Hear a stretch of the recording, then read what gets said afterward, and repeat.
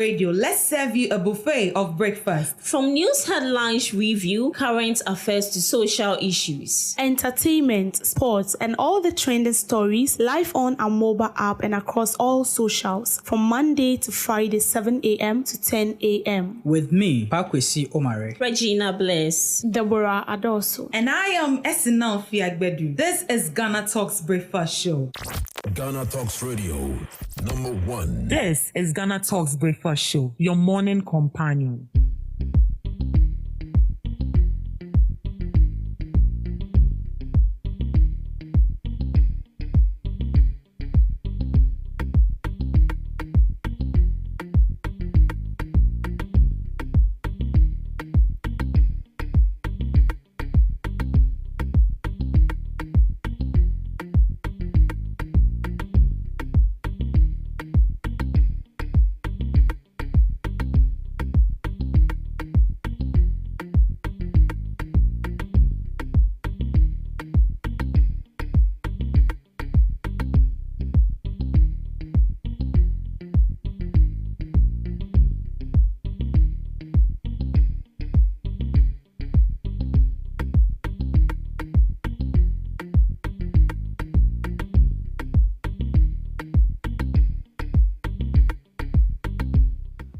It's a beautiful Friday morning, and you are welcome to the GhanaTalks Breakfast Show right here on GhanaTalks Radio. Thank God it's Friday. This is actually the day that most of us have been waiting for. Friday is the weekend, and the weekend, is already here. And thank God it's Friday. It's the best day for workers, because they know that when they sleep today, when they are waking up, they won't be waking up very early. They'll wake up like 9 to 10 thereabouts. If you don't have any washing to do, right? So thank God it's Friday, and we are all excited that the weekend is almost here. And we are here to bring you the relevant stories making waves in the news, from business to politics, from sports to entertainment. We got you covered with the most relevant stories and the informed perspectives on issues that matter to you every morning right here on the show. Also remember that you are streaming live on Facebook at GhanaTalks Radio, on YouTube at GhanaTalks Radio, and also on X as GhanaTalks Radio. I am your host, Ruth Esenam Fiagbedu, and I'm serving you breakfast this morning with Miss Regina Bless and Miss Debbie Adoso. Good morning to you, ladies, and you're welcome to the GhanaTalks Breakfast Show. Good morning. Hope all is well. Miss Debbie, how are you doing? The grace is sufficient. We thank God. Miss Regina? I'm good. You? Yeah, I'm fine. I'm tired, but I'm good. Small. So we are chasing money, so we are not sleeping early. It is well. Right, let's dive into the major news items we have this morning. And this is for minority. We will petition Straj to investigate Ibrahim Mahama. The minority in Parliament says it plans to petition the Commission on Human Rights and Administrative Justice, Straj, to investigate businessman Ibrahim Mahama. The concerns center on two key issues: his company, Engineers and Planners, and its involvement in the takeover of the Danman mine, the use of his private jet by President John Dramani Mahama. According to the minority, the process used to select an investor for the mining company lacked transparency and fairness. They argue that the outcome appeared predetermined rather than being a truly competitive process. Citing Article 287 of the 1992 Constitution, the minority says it has the right to petition Straj to investigate possible breaches of public office ethics. They also plan to involve civil society groups and professional bodies, insisting that both the mining deal and the private jet issue raised constitutional concerns. Overall, the minority is questioning the credibility of the process and calling for an independent probe. So this is what the minority is saying. This is actually a journey they are about to embark on again. They said they are going to petition Straj to investigate Ibrahim Mahama for him acquiring his private jet and also how he was able to take over the Danman mines. They are saying that it lacked transparency and it didn't look like it was a competitive bid for him to bid. I said the channel. So their petition stretch to look into the issue. Right. Miss Regina, what are your thoughts on this particular issue? So, my thoughts are not many on this particular issue because, first off, I would say I'm having divided thoughts about this. Firstly, they have the rights, and secondly, to me, excuse me to say, some of whatever petition they want charged to investigate or the issue at hand, some doesn't really make sense to me.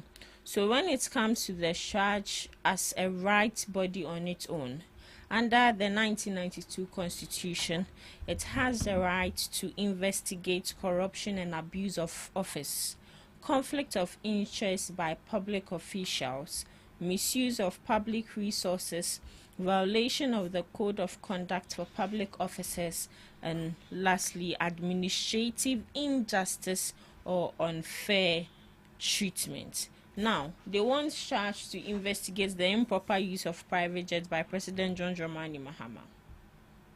And also, my question is, do they have evidence to the fact that the private jets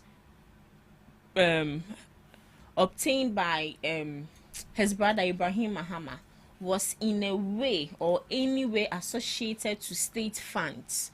First off, when you want any entity or legal entity to investigate an issue, you need to make sure that you have valid and legal facts.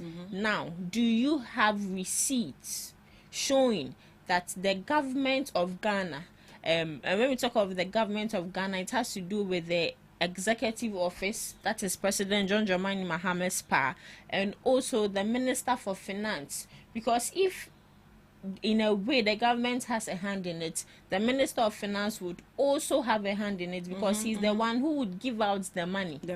So now, do you have evidence that shows or proves that Ibrahim Mahama Jata jet na wakakotono, in a way they have a hand in it?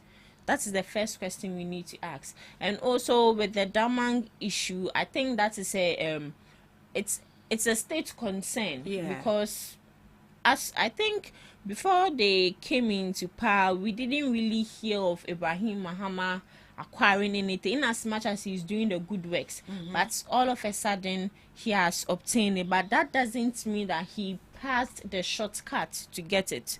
But in that aspect, I do agree with him that we need transparency, as transparency and accountability is what we are preaching about. But when it comes to the part of or the aspect of the private jet, to me, they need to make sure that they have valid reason and evidence. It's not about what people are saying. The last time Jerry in Parliament, I think that was 2 weeks or 1 week ago, he was on Parliament floor and was saying that anytime Mahama comes in power, that is when we hear of Ibrahim Mahama. That is where we hear of Ibrahim Mahama acquiring something. And I was like, where from this? Excuse me to politicize this, but when Akufo-Addo was in power, we had instance where his daughter was awarded with just art contracts. And also millions of cedis. You see, millions of cedis. And people were asking the government to come out and be transparent.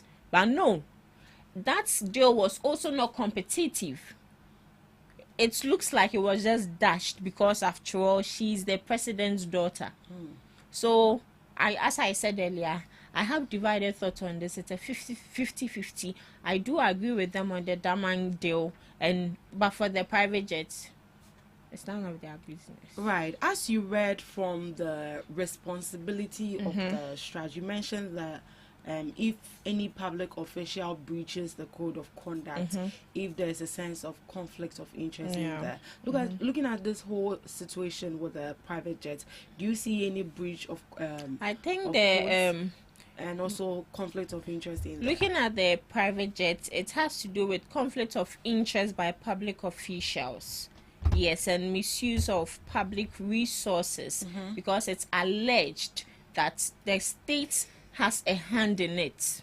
As a state in our manisika and our private jet, no. So they need to come out and explain. Yeah.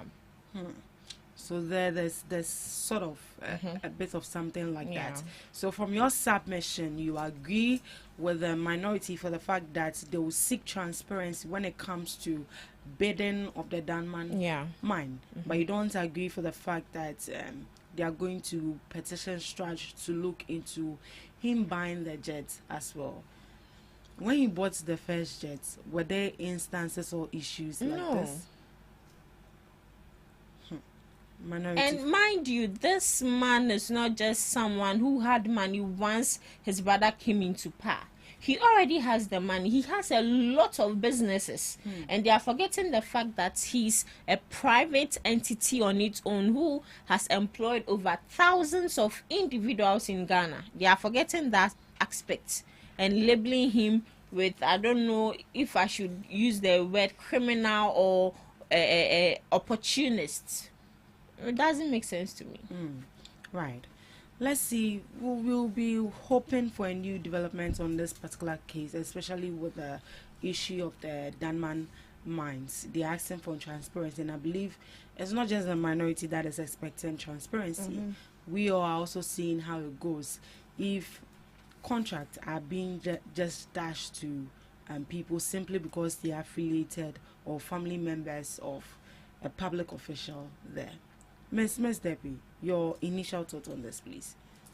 The Dama mine, which is a mining firm, has a contract with the government that has to do with a lease. Yeah. And we all know that when you have a contract with a government or you sign contract with someone, there are terms and conditions that surrounds that contract.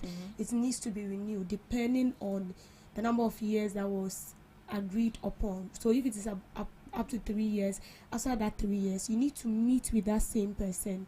I mean, debate on whatever you want to debate on, renew the contract. If there are instances where you feel like there needs to be a change, then you go by it, because you're not doing that alone. But here lies the case. Diamond Mine was supposed to renew a contract with the government, and they refused to do so based on their own reasons.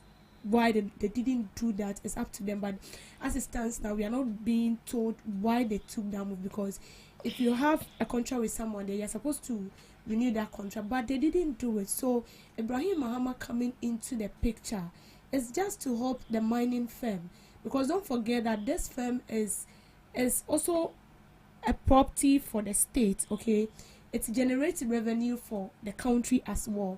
So there has to be someone that steps in, take over that company, and ensure that what is being done in that company continues. It doesn't lag behind just because the people who own it are refusing to do the right thing. Doesn't mean that we allow you to do it, or does not also mean that we don't have the right people who can take over that company and then handle it so well. So Ibrahim Mahama coming into the picture basically is to help the firm and also to help us, because we are going to acquire money or generate revenue from that. But the more reason why this particular issue is sparking debate and all that is because Ibrahim Mahama is the brother to the president. And so people are trying to formulate something in their mind that shows that, well, if the president's brother is coming in, how transparent is this going to be? Are they going to stand on him to ensure that the right thing is being done? What the country is supposed to get for that particular mining firm, are we going to get it? Or because it is the brother of the president, even if something is happening, we should just keep quiet and allow it happen, or just shy away from it and not talk about it at all? So for me, I think the little I would say is that well, we know Ibrahim Mahama is good. He does a lot of things. But why not just shift family away from what you do? this is for peace. I'm saying this because I'm not saying Ibrahim Mahama how like I hear no benya or it will satisfy him because the man is already dusted. He's rich. There is nothing you can say about that. He's already rich. Whether his brother comes to power or not, he is still Ibrahim Mahama. You cannot change that fact. That the money he has in his account can buy your whole family and even sell you out. So it is not the fame that is going to enrich him. But I feel like for peace to reign and then to brush off this kind of speculation in people's mind that he's there to steal, the president is trying to push in family members, because don't forget when Mahama came into power for the first time, the minority also raised speculations because they felt like Mahama was giving opportunity to his brother to explore state funds, but that is not it. So I feel like for peace to reign, why not just take your hands off anything that has to do with government or associated with your brother, because I then won't get there and cry about So Mahama should de-associate himself Simple. from his brother, like even also from using his private jet. for the private jet there is no way you can tell me that the brother should Mahama should stop using his brother's jet. Like what? But looking at all these issues, these are actually independent bodies Yes. that are working on their own. So how Yeah. does the president have a say in this? Because if he's going to sign the contract, the president is not there to say that that's my brother, so make sure that it goes in his favor. I believe you bid for it, you come with your terms and conditions. If they Because agree with it was not only Ibrahim Mahama, there are other companies as well that wanted to take over the firm. So if you listen to what the minority stated, they said what happened is like a predetermined something. It's like something that have already been orchestrated down that it should happen. So they are rather seeing a win-win something rather than something that should be like a debate between this. That is what they are saying. So how did the minority know that it's been orchestrated? I What are think some of the signs or indicators that tells them that this for is a predetermined this particular something? question, they will have to come and answer it themselves. Oh yes, they will have to come and answer it themselves, because there are other companies. The more reason why they feel like Ibrahim Mahama, then it is because President Mahama is in power, so he's going to lobby for his brother. That is what people would think. Even if Mahama doesn't do that, that is what people would think, and that is what they will say.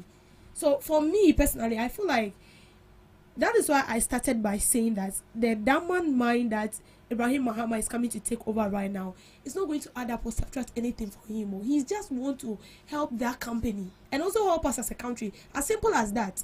Whether he takes it over or not, it's not going to reduce his level. It's not going to reduce his money, how rich he is. It's not going to add up or anything. He's still Ibrahim Mahama. But the only thing is that we have other companies. So why is Ibrahim Mahama taking over? Meaning, it is because of President Mahama. We also saw instances where when Akufo-Addo was in power, and then we had instances where relatives were given opportunity more than people who are credible enough to handle that particular project that belongs to the state. So that is the same thing that is running through people's mind. That is why I'm saying that in Kanipape from my own perspective, you should leave it for them, because after all, what he already has what belongs to him. This is not going to add or subtract anything.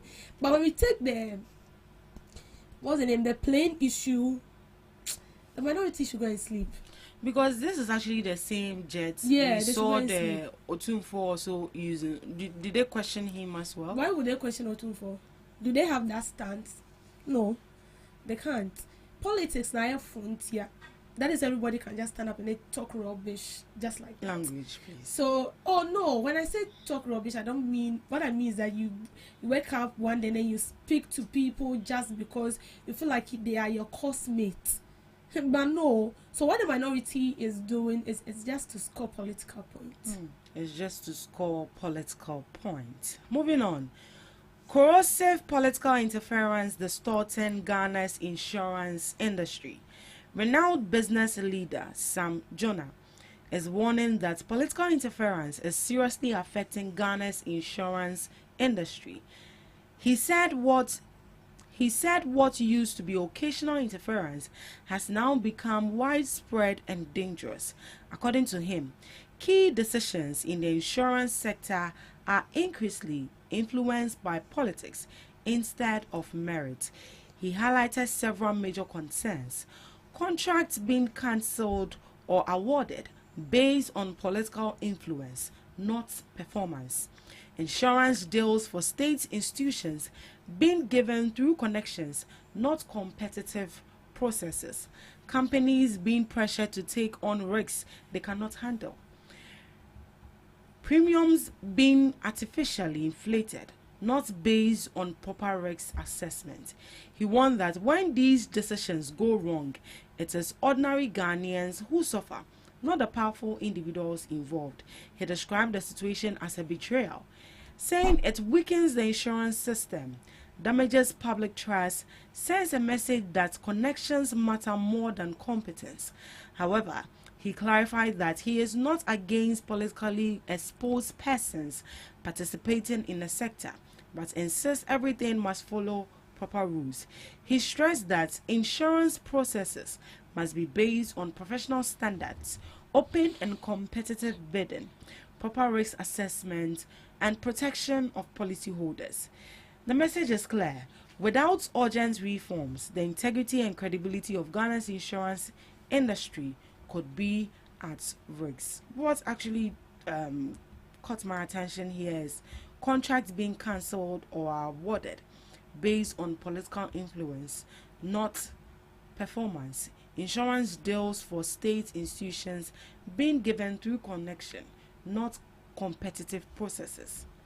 Companies being pressured to take on risks they cannot handle, and premiums being artificially inflated, not based on proper risk assessment. So these are some of the concerns that he raised. Ms. Debbie? Yes, so they are right. They are right. Because everything we do in this country, we have associated it with politics. It's true. It's true because sometimes, so let me take road for instance. I'm not saying the contractors that construct our roads are very bad, no.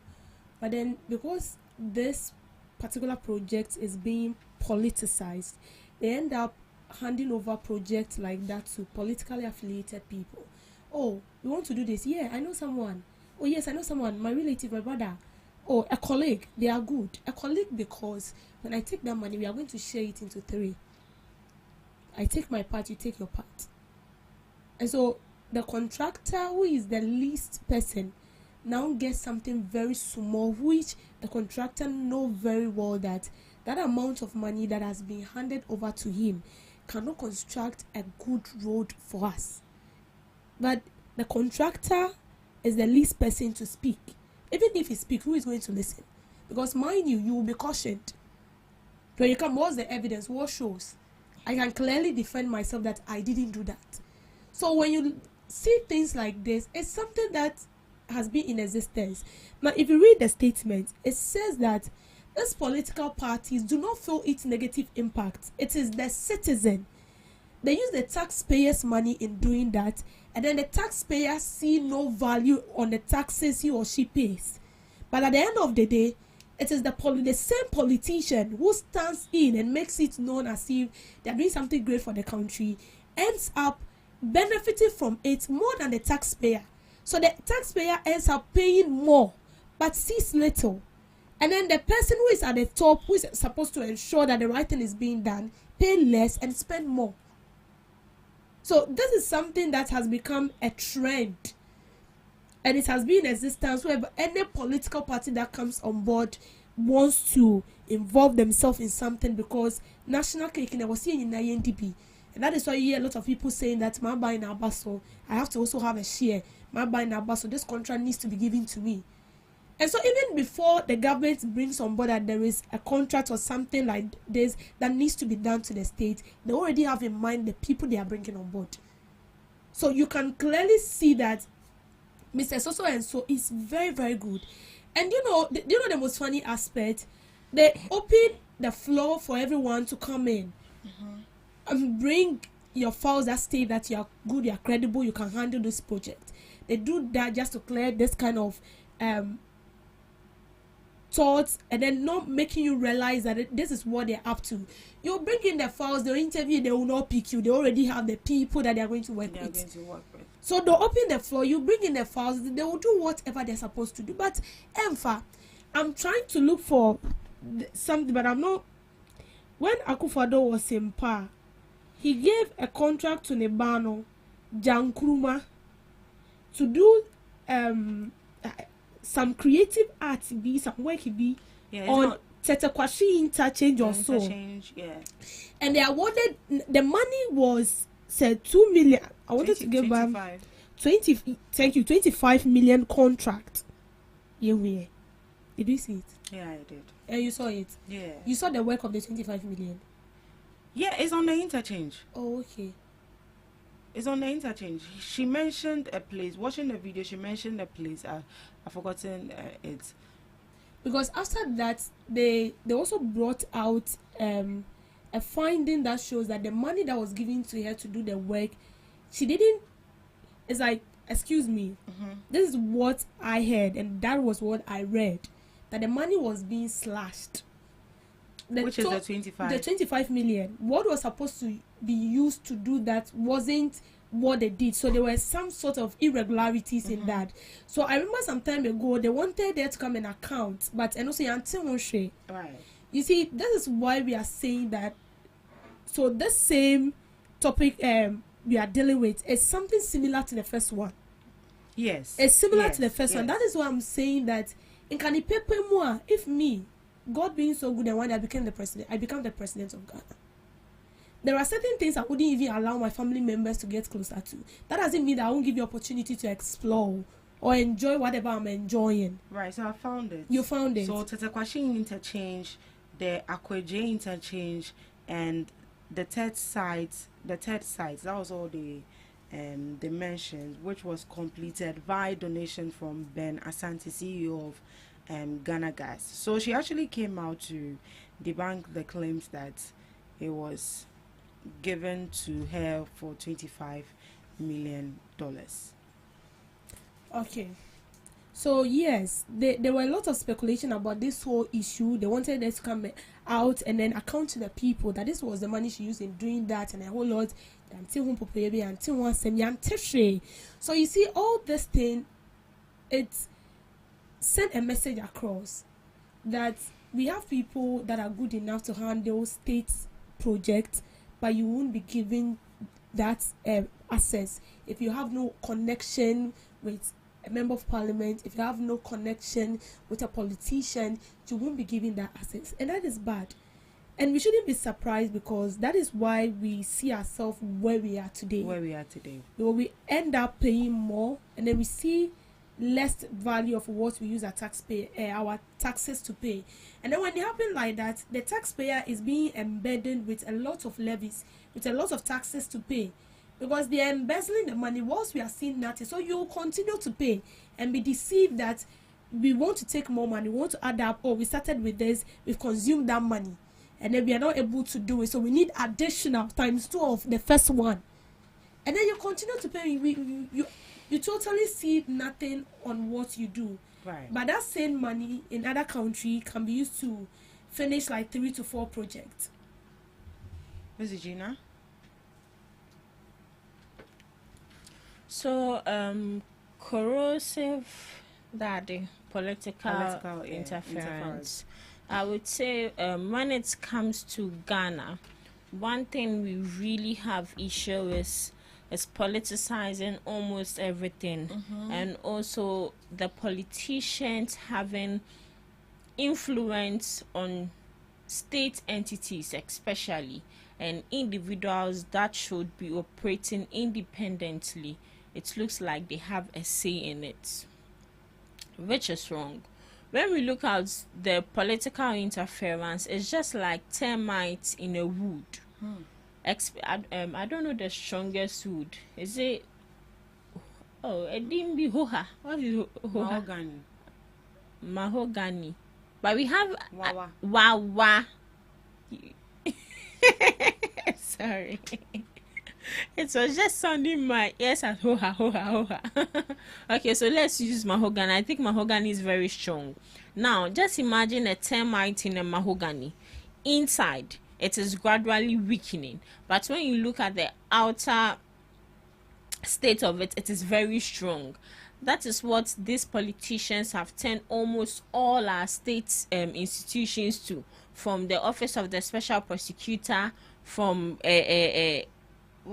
which other institution would I use? In fact, almost all the institutions, these people find ways and means in making sure that they have an influence, which is wrong.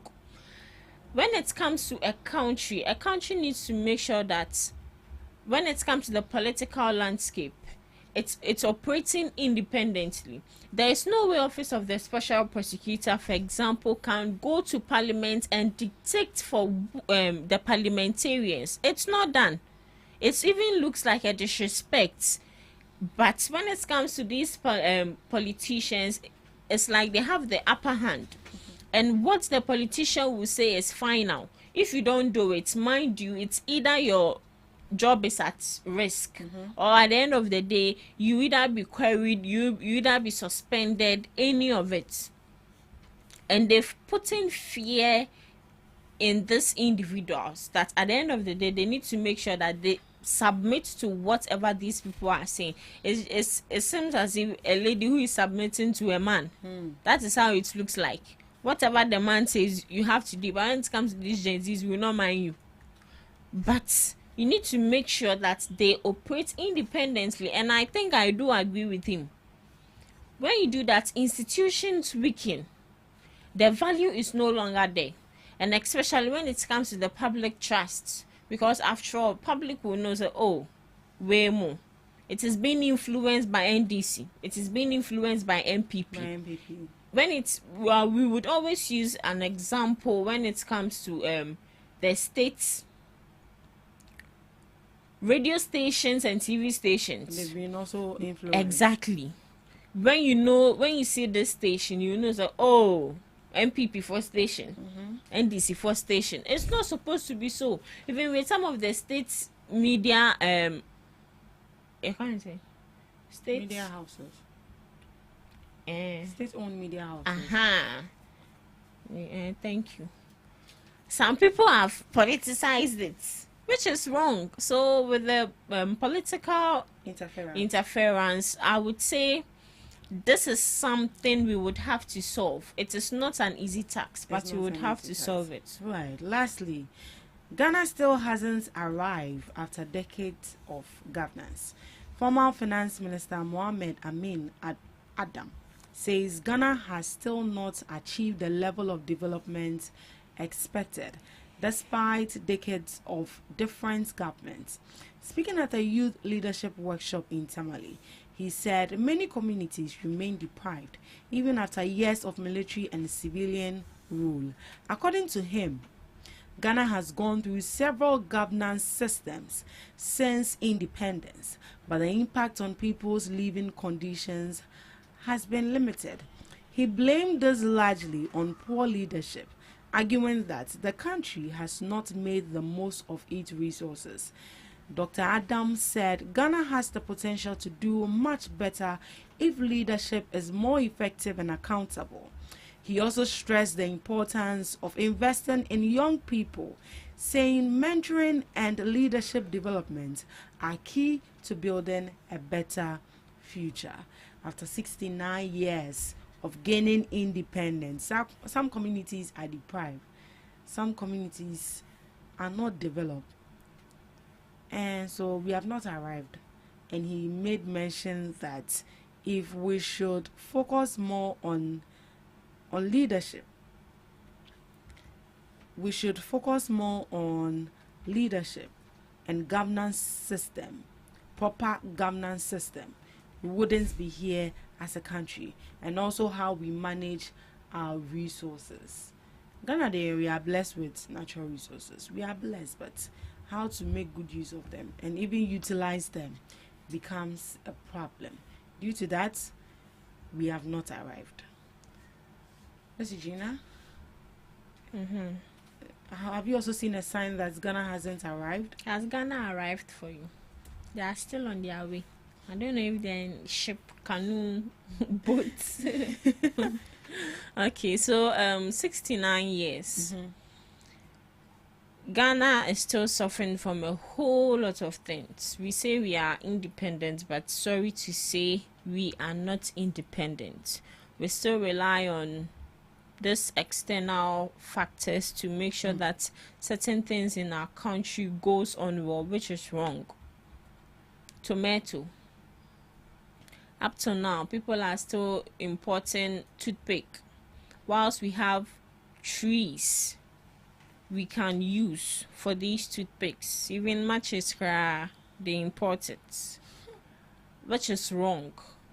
Wrong in the sense that there are certain petty things we should make sure that we can do on our own. Let's use China for example. Late last year, an expose came out that the Hems, the Gucci's, the Chanel bags, and all the branded designers we have, they do it from scratch, our China. Then these individuals come to take it and make sure that they put their designs on it. And I was wondering, actually, when you look at some of these bags, it is something Ghanaians can do. The visual art students, they can do it and do it better. But we are so much focused on this external people. We feel like Omo is good, whilst desisting ours. And I'll also put it in a way that we are also sometimes the architects of our problems, because we don't promote what we have. And first off, if you want your goods to be attractive, it's how you put it on board and it's how you brand it. I'll say some Ghanaians who are entrepreneurs, who do certain things from scratch, do not know how to brand their product. So it will be very, when it comes to me, the outside attractiveness really matters. What is outside would attract me to buy the goods. But some people don't know it that way. So when it comes to Ghana, we have a long way to go from making sure that we don't depend on these Western countries, making sure that we produce most of the goods ourselves. So what the China slippers to her, now the Kumasi Yonkwo to her, people will take Chinese slippers and leave Kumasi Yonkwo. But mind you, when it comes to Kumasi Yonkwo slippers, it's very durable, very good. I remember my mother had some because of Emeku. She had some. Oh, she will wear, I'll wear, my sister will wear. She even passed it on to us, generation upon generation, and it's still there. But Chinese slippers, now the slippers that has come, wear it 1 week, I best say, because you're quite so yet. So we have to be producing certain things on our own. If we were producing farming tomato on our own, we wouldn't have an issue with the ban.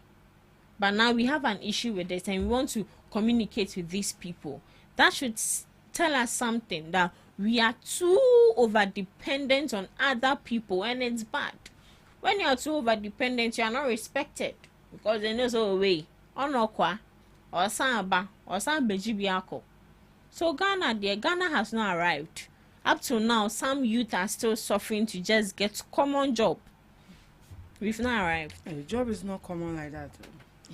Job is common, no. Are you sure? It's common, but we've made it difficult. Yeah. Very difficult. Was some time ago, was it last week or I saw it this Tuesday, Germany.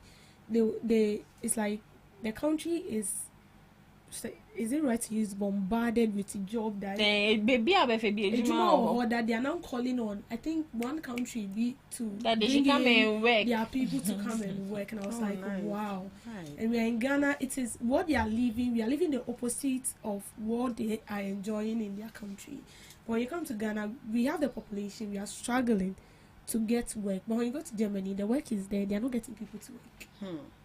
We have not arrived. And that is because we've not laid down the right procedure, or we've not followed the right process.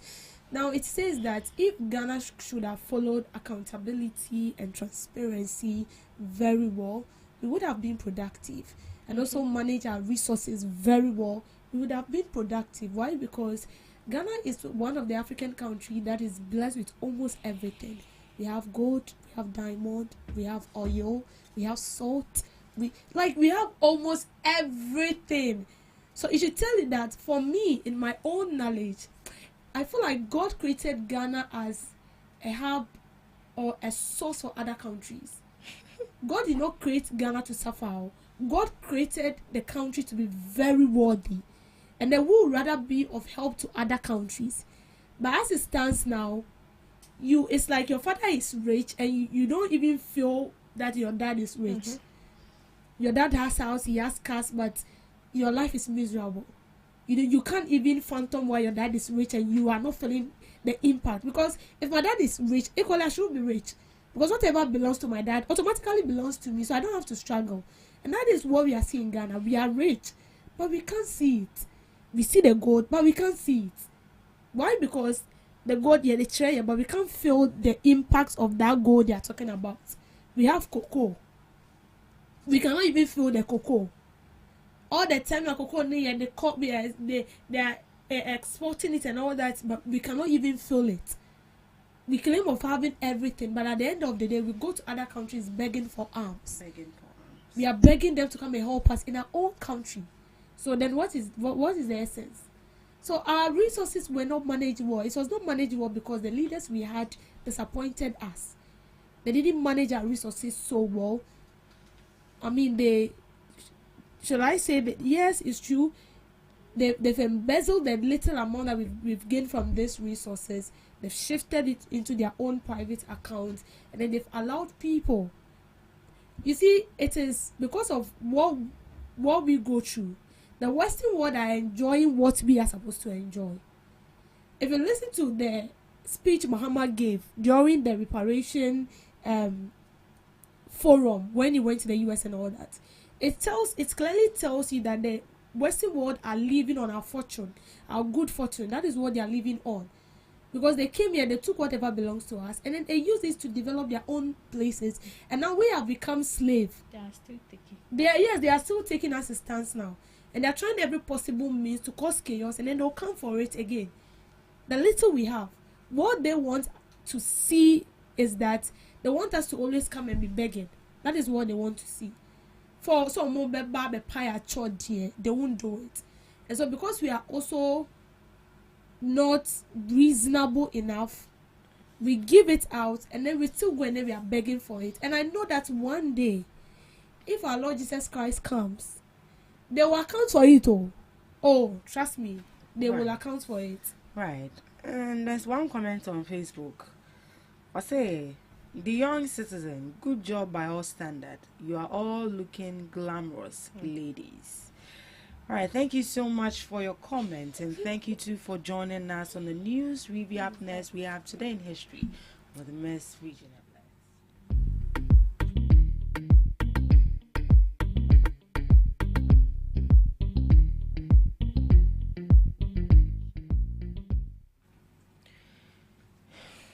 Bringing you Today in History and some global observances, live on GhanaTalks Breakfast Show. 2020, North Macedonia became the 30th country to join NATO by depositing its instrument of accession in Washington, D.C. This completed a years-long process facilitated by the 2018 Prosper Agreement with Greece. A flag-raising ceremony was subsequently held at NATO headquarters on March 30th, 2020.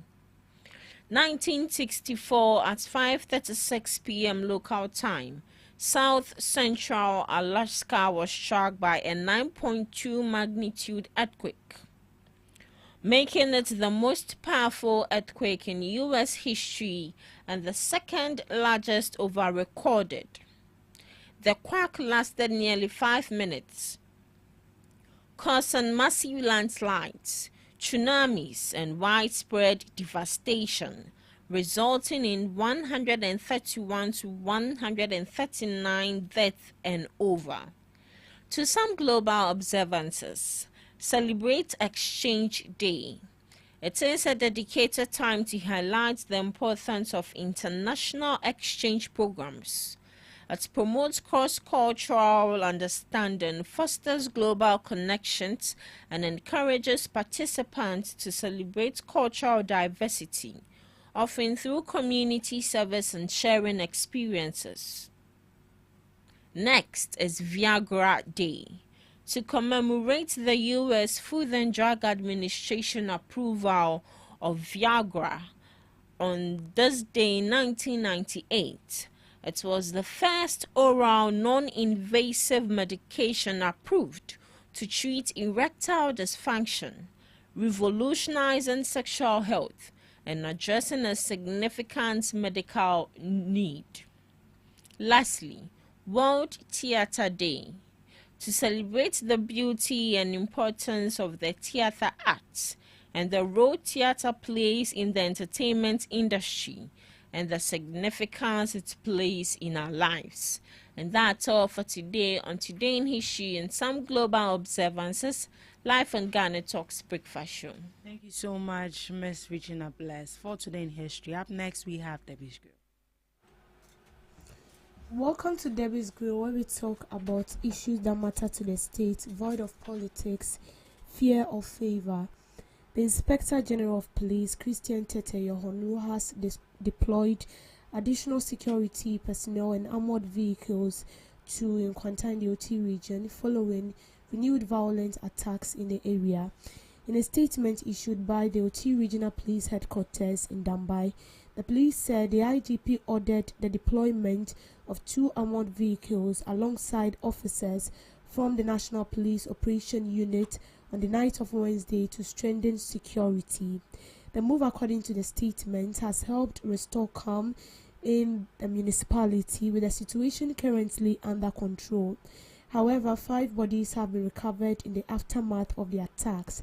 The victims, comprising 3 males and 2 females, were found at separate locations by a joint team of personnel from the police, military, Bureau of National Intelligence, Defense Intelligence, and the Ghana National Fire Service. Investigations have since commenced to establish the circumstances surrounding the incident and to identify and bring the perpetrators to justice. The police have urged residents and nearby communities to remain calm and support security agencies with relevant information to aid ongoing investigation. The statement, signed by the Deputy Superintendent John Inco, has also cautioned against the spread of misinformation, and any action could further inflame tension in the area. There's been an existing conflict for almost 3 to 4 years, if I'm not mistaken, in Nkwanta South in the OT region. And this conflict is between ethnic groups, so tribes. Now, when you go to Nkwanta in the OT region, we don't have chief. Okay, the township is a mix of different tribes. We have the Achodes, we have the Adeles, we have the Konkomba, we have the Chala, we have the Ewes, we have the Ashantis, we have the Gans, a lot of tribes. The township is a mix of tribes. But then when you're looking for, say, known tribes, then it has to do with the Adele, the Achode, the Charles, and then the Konkombas. Now, since this conflict began, the town has known no peace. It is killing one person after the other, burning properties after the other.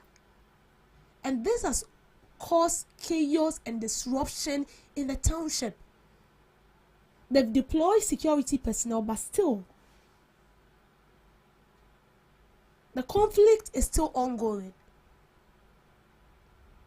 Now, what I want the IGP to do is that they've deployed police. Some time ago, they even brought soldiers to the municipality.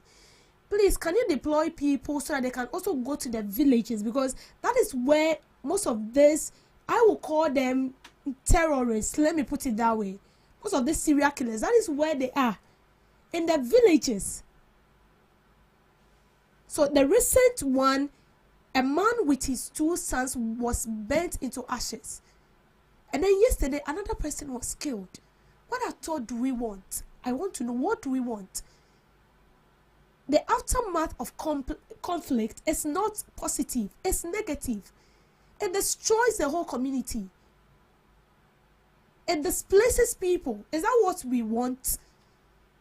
If that is what we want, then we should continue, because this is not going to help us. What we want is development, and as it stands now, Kwanta was supposed to get a university. They've diverted it to Jasikai. If you look at this whole township, Kwanta is very, very developed. But what is the problem? I want to know what is worrying us. Even if there are people behind this whole thing, can't we think, can't we reason, and the youth that are backing this so-called conflict that is going on should bow their head in shame. You should bow your head in shame. Because conflict doesn't bring anything positive. Conflict will not develop the township. It will not. Conflict will not make the place look so glamorous. It will rather push people out. It will push investors out. Any good fortune that the municipality is supposed to receive, they are not going to get it, and it will be diverted to other places, and that is what we are seeing. Even a whole hospital was supposed to be built there. Now they've diverted it to another place. That is what. If that is basically what we want, then we should continue. Because this is not going to help us. Conflict has never helped anybody, and it's not going to change. It will not change. The better we recycle our mind and come to a realization that this thing we are doing is not going to help us, the better for all of us. Because where I am say, we are Timmy, we are coming now, and kosi baby out. And they're killing people, and kosi. But you see, sometimes I understand, because this tribe ends up killing a member of this particular tribe. So tribe A will not sit down and then look at you, just watch you killing his people, so they'll also react. But then I want us to realize that, I want us to know that this conflict of a thing will not help us. It will not help the municipality. It will not help us. So you wake up in the morning, and then by 5 p.m. you are going to sleep. Is that what you want?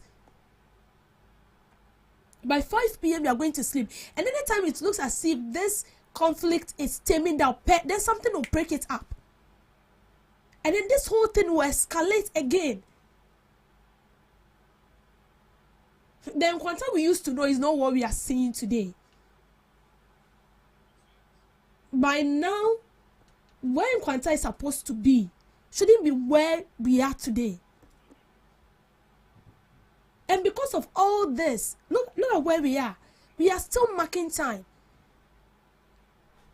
Even places that surrounds us, and we know fully well that Kwanta is even much developed and good than them, they are getting opportunity more than us. They are getting opportunity more than us. What is meant for us is rather given to people outside. And if that is what we want, then we should continue. And to the tribe leaders, we are begging, we are pleading with you. What we want is peace. And to get this form of understanding that the people you've killed a lot of people, and still the issue is not solved. So it should tell you that killing people is not going to solve the issue. Burning people's houses is not going to solve the issue. Setting properties ablaze will not solve the issue. We don't know who is behind this, but whoever is behind it, whether a politician or whatever it is, if they don't know the right thing, we the citizens should know the right thing to do. We should know that that is not going to help us. So please, we are pleading. We are pleading. The police and the military that have been deployed should not only be in the township, because township Nankasan, that is not where this conflict of a thing, or the people who are causing this chaos out. They are in those villages. That is where they are. So if it will be possible, they should target those areas and ensure that those people who are behind this whole conflict will be arrested, and they shouldn't be released anytime soon. What we are calling for is peace. Thank you for making time with me on the screen. What we are calling for is peace. Thank you so much, Miss Debbie, and thank you too for joining us on the first segment of the Ghana Talks Breakfast Show. We'll be going for the news shortly, and right after the news, we'll be back with the second segment. Please stick and stay with us.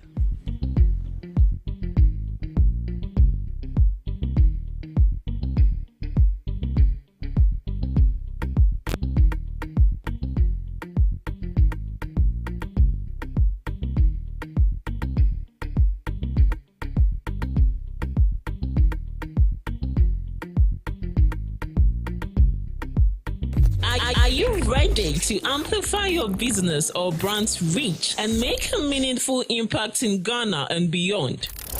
Partner with Ghana Talks Radio today to connect with a diverse audience across Ghana and beyond. Elevate your brand through on-air promotions and social media. Boost your brand during prime time. With Ghana Talks Radio, you can extend your reach across digital platforms. Ghana Talks Radio is not just a station, it is a community hub where your brand becomes part of the conversation. Join us in fostering connections, celebrating culture, and making a lasting impression. For customized sponsorship packages and enquiries, email contact@GhanaTalksRadio.com or call +233 202 544614. Ghana Talks Radio, giving the youth a voice. What do you want for breakfast? How do you want your breakfast? English breakfast, French fries. Koko Nikosi, alo komi kesheto. Wache. Well, Gobe is the real deal. Join us on Ghana Talks Radio. Let's serve you a buffet of breakfast. From news headlines review, current affairs to social issues. Entertainment, sports, and all the trending stories live on our mobile app and across all socials from Monday to Friday, 7 a.m. to 10 a.m. With me, Pakwesi Omare. Regina Bless. Deborah Adoso. And I am Esinal Fiagbedu. This is Ghana Talks Breakfast Show.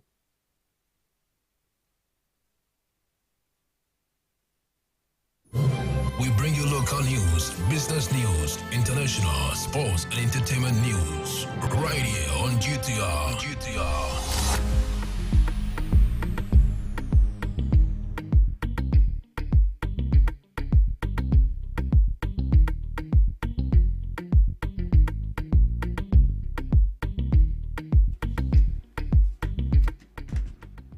Hello, good morning, and welcome to the morning news update on Ghana Talks Radio. In today's news bulletin, President John Dramani Mahama hails United Nations' long overdue recognition of slave trade atrocity. Ministry of Education launches electric learning platform for colleges of education. Majority in Parliament welcomes the passage of the Legal Education Bill as a step to increase access and fairness in the law firm. Government to build 250 boreholes in the northern region to boost irrigation. Government staffer downplays sole sourcing concern as illegal. Also coming up in the news, Ghana Traditional Council imposes noise ban ahead of Homo Festival. There's and many more coming up shortly in business, sports and showbiz.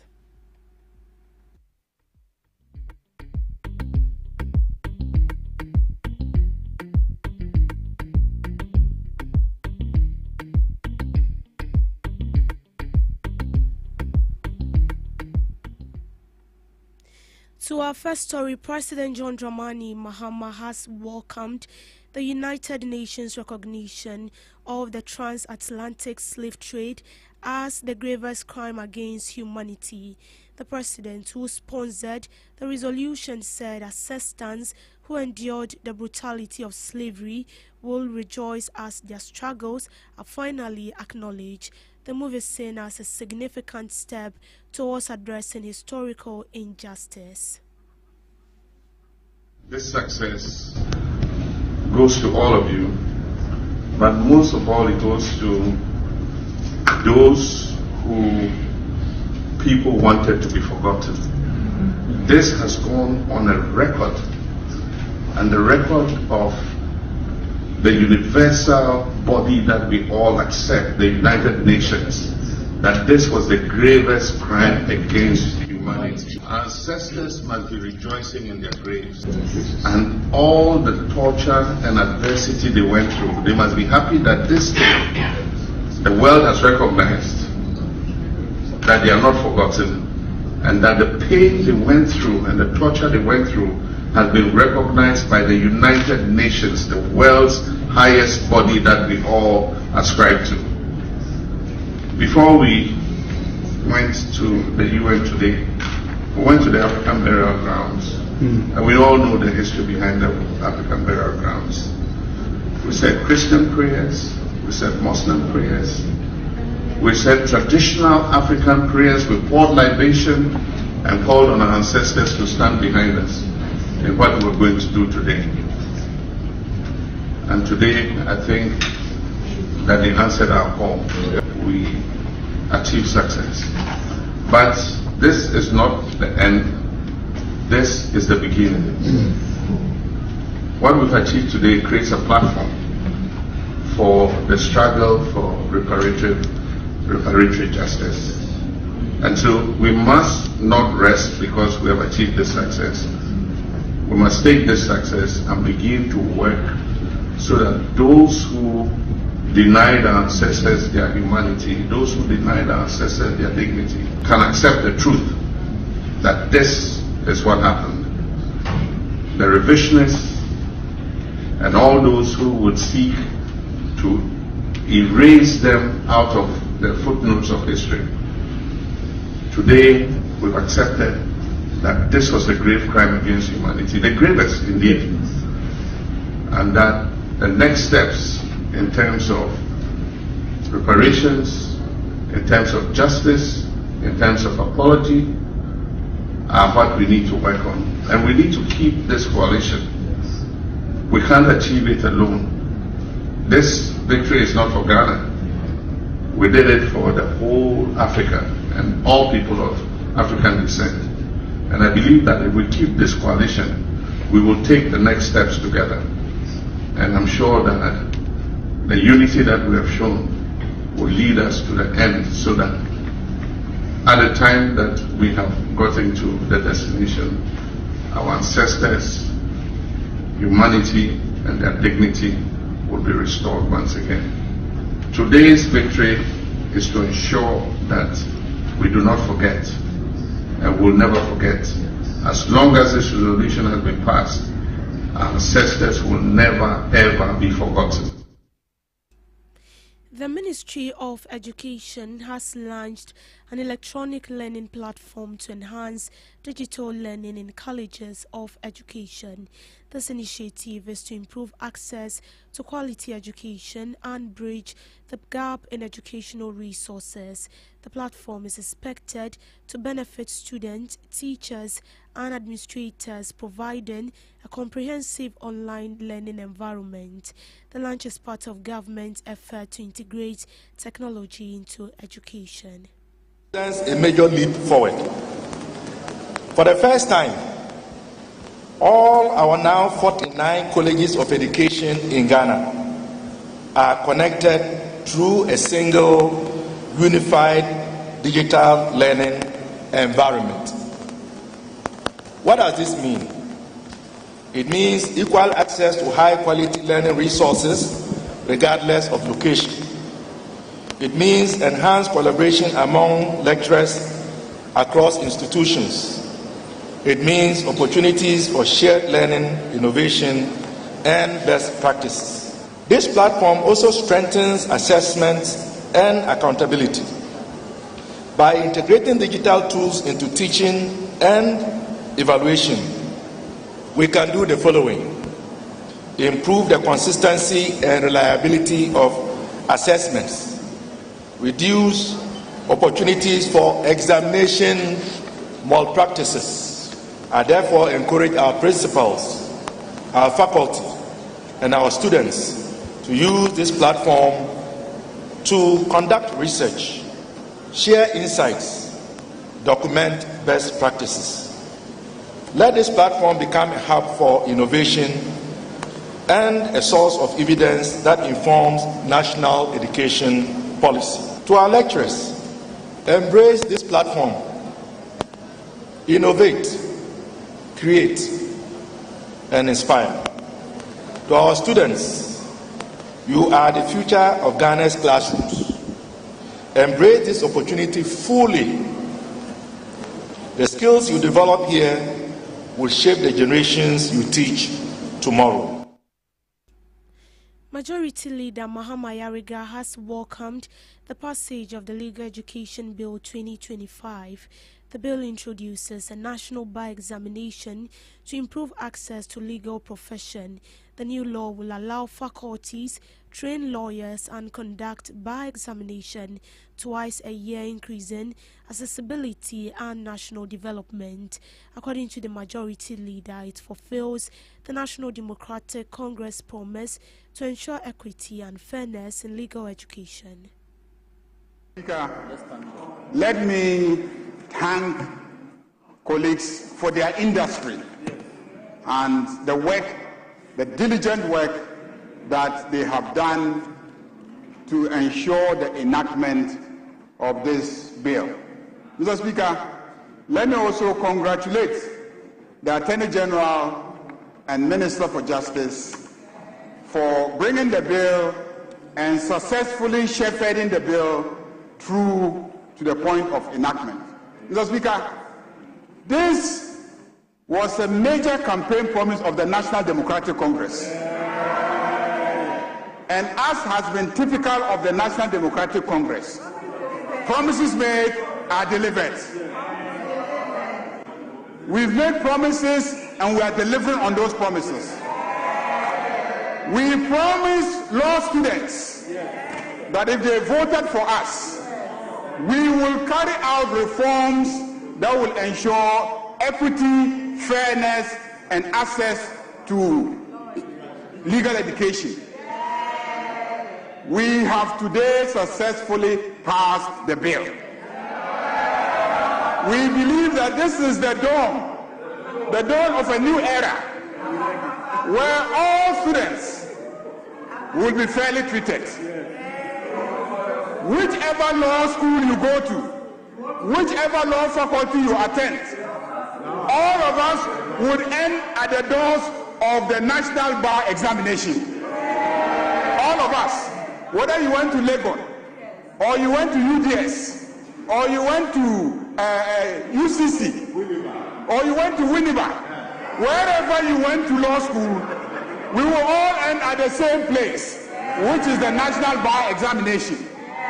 And it is there that lawyers will be determined. This is a promise that the NDC made, and we have kept the promise, and we want all to witness that we have kept the promise. Minister for Agriculture Honorable Eric Opoku has unveiled plans to construct 250 boreholes in 5 northern regions. The project aims to enhance irrigation, support year-round farming and increase vegetable production to reduce reliance on imports from Burkina Faso. The initiative is expected to boost local agriculture and improve food security. In the 5 northern regions, we are drilling 250 boreholes. 250 boreholes to provide irrigation for the production of vegetables, especially tomatoes. A presidential staffer, Nanaya Jantua, has defended the sole sourcing contract as legal. She made this comment in reference to the Big Push contract controversy, where concerns were raised about government procurement practices. According to her, the issue was with the previous administration abuse of this procurement method. The debate highlights ongoing discussions on procurement reforms and ensuring value for money in public sector contracts. Big Push is one program. That's what I'm telling you. It is a road this thing. What lessons have been learned? Maybe the minister should come and tell us that as he sat there, what lesson did he learn? That is why he's going this way. I don't think anybody said specifically. Yesterday, did you listen to the communications officer? It is the abuse of it. It is not, it is law. How can anybody say that something that is in law? But it is abuse of it, that every project that went on, in one sector. Yeah, I'm telling you, no, but we need to find out. Even a program, you need to find out. For me, I didn't listen to them, but I'm saying that, find out why did he do that. It's possible he said it. He's gone around the country. One minister was going to look at most of the roads. He knows how these roads were done. He knows who did what. So if he finds out that a certain contractor is good enough, but that contractor cannot go through because he has all the equipment, and if he has all the equipment, not some tabletop equipment, he can do a good road. I always say motorway. When Kwame Nkrumah was doing it, the MPUP at the time said that he's wasting money. Now, how many years down the line, we are still using the motorway? This bill is in Parliament, right? I didn't listen to it. If it has been passed, I am saying that the point is, it went to Parliament. How many of them? They looked at it. You think they didn't discuss it? They did. At the committee level, I've lost my sister so much. Do you get me? They passed it. They looked at it. It went through the processes. Parliament discussed it. If there was any problem, and I believe that Afenyo Makin would have said no. I haven't heard him say anywhere that we should not set up an institution. That is their leader in Parliament. Do you get me? They also were there. Even if they didn't vote for the bill, they were there. Did you hear any one of them saying that the institution that is going to be set up is wrong? There shouldn't be a problem, because I'm saying that all the audits is special prosecutor. When do you go to special prosecutor? When you have done something, the work, when you have executed the contract. Politicians, when you have supervised the execution of a contract, that is when you do something untoward, that is when the special prosecutor would come for you, investigate you. That why did you spend maybe 2 cedis instead of 4? And even Larry said something, even when you go there, it is not automatic that you are guilty. If you're able to justify why you did this because of that. You see, this institution is even going to cure that. There are times that you go for procurement, then you realize that when you are doing the thing, you have to buy it. Do you understand me? So this one, most of the institutions we have, audit service, what is the name? Special prosecutor, Auditor General. When does the Auditor General report comes out? It comes out at the beginning of the next year. And that is when we see all those things. But this institution is going to be there. Procurement, you've gone through the procurement process. This is what you are going to do. We are going to ensure that this is... The Ghana Traditional Council has announced a ban on noise making in Ghana State from May 4th to June 4th in preparation for the annual Homowo Festival. The ban covers the use of musical instruments, loudspeakers and roadside evangelism, with a joint task force enforcing the directive. Residents are urged to comply with the ban, which aims to ensure peace, solemnity and spiritual reflection ahead of the festival. Religious institutions are required to confine the activities to their premises, and funeral rites are prohibited until June 20th. The ban is, however, a customary practice protected under the 1992 Constitution of Ghana. As part of the customary rites leading to the celebration of the annual Homowo Festival, there will be a ban on drumming and noise making within the jurisdiction of the Ghana State from Monday 4th May 2026 to Thursday 4th May June 2026. I repeat, from Monday 4th May 2026 to Thursday 4th June 2026. Please note that as part of Ghanaian custom, since Homowo is not celebrated on the same day throughout the Ghana State, the Osu La Tashi Mura Tema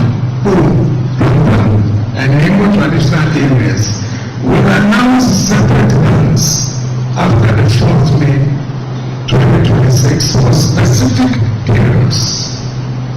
So residents within those traditional areas are advised to take note alert for the dates and comply with those bans. This ban is a sacred tradition observed to maintain peace, solemnity, and spiritual reflection as the Ghana people prepare for Homo, a festival that commemorates resilience, unity, and thanksgiving for a bountiful harvest. The public is reminded that this customary practice is legally recognized under the 1992 Constitution of Ghana, which upholds and protects Ghanaian customary law and cultural practices. Specifically, Article 11.3 of the Constitution acknowledges customary law as an essential part of Ghana's legal system, while Article 26.1 guarantees the rights of communities to preserve and practice their cultural heritage. To ensure full compliance, the following measures will be enforced. 1. All worship centers should confine their activities within their church premises. 2. Noise making, including use of microphones, clapping of hands, the use of tambourines, and other musical instruments are prohibited during this period. 3. The positioning of loudspeakers. In business, the Volta Aluminium Company Limited, VALCO, is engaging potential investors as part of effort to expand operations and drive value addition within Ghana's aluminium industry. The move forms part of a broader strategy to reduce reliance on raw material export and maximize returns from the country's vast bauxite reserves. According to the board, discussions are focused on attracting strategic partners to support the retrofitting of existing infrastructure, expand production capacity, and fully integrate Ghana's aluminium value chain. Speaking to the media after engagement with prospective investors, board member of VALCO and member of parliament for Avalue Ajomoro constituency, Kofi Nokoe, said the initiative is aimed at unlocking the economic potential of Ghana's bauxite resources. He explained that the current model of exporting raw bauxite while importing refined is economically unsustainable. He disclosed that discussions with a Chinese firm are progressing, with both sides exploring a potential partnership to revive and scale up operations. He added that demand for aluminium products remains strong, positioning VALCO favorably once production is enhanced. To sports, the German embassy in Ghana is set to host a special football day and match viewing event on March 30th as part of activities surrounding the international friendly between Germany national football team and the Ghana national football team. The event forms part of effort to celebrate the strong football and cultural ties between two nations, and excitement builds ahead of the FIFA World Cup 2026. It will bring together players, youth academies, football stakeholders, highlighting a relationship shaped not only by diplomacy but also by long-standing people-to-people connections. On the pitch, the growing link between both countries is evident, with Germany's squad including players of Ghanaian descent, whilst Ghana's team features individuals who have developed through German football system. This cross-cultural exchange continues to strengthen football development in both nations. Key figures such as Anthony Baffour, Samuel Kufuor, and Otu Addo have also played significant roles in building and sustaining football relationship between Ghana and Germany over the past years. The event will also spotlight individuals contributing to football development who continues to promote equal opportunities in sports through their Faces of Football initiative. Gerald Asamoah's Academy focuses on youth development. Activities will begin with a farm park session from 2 p.m. to 5 p.m.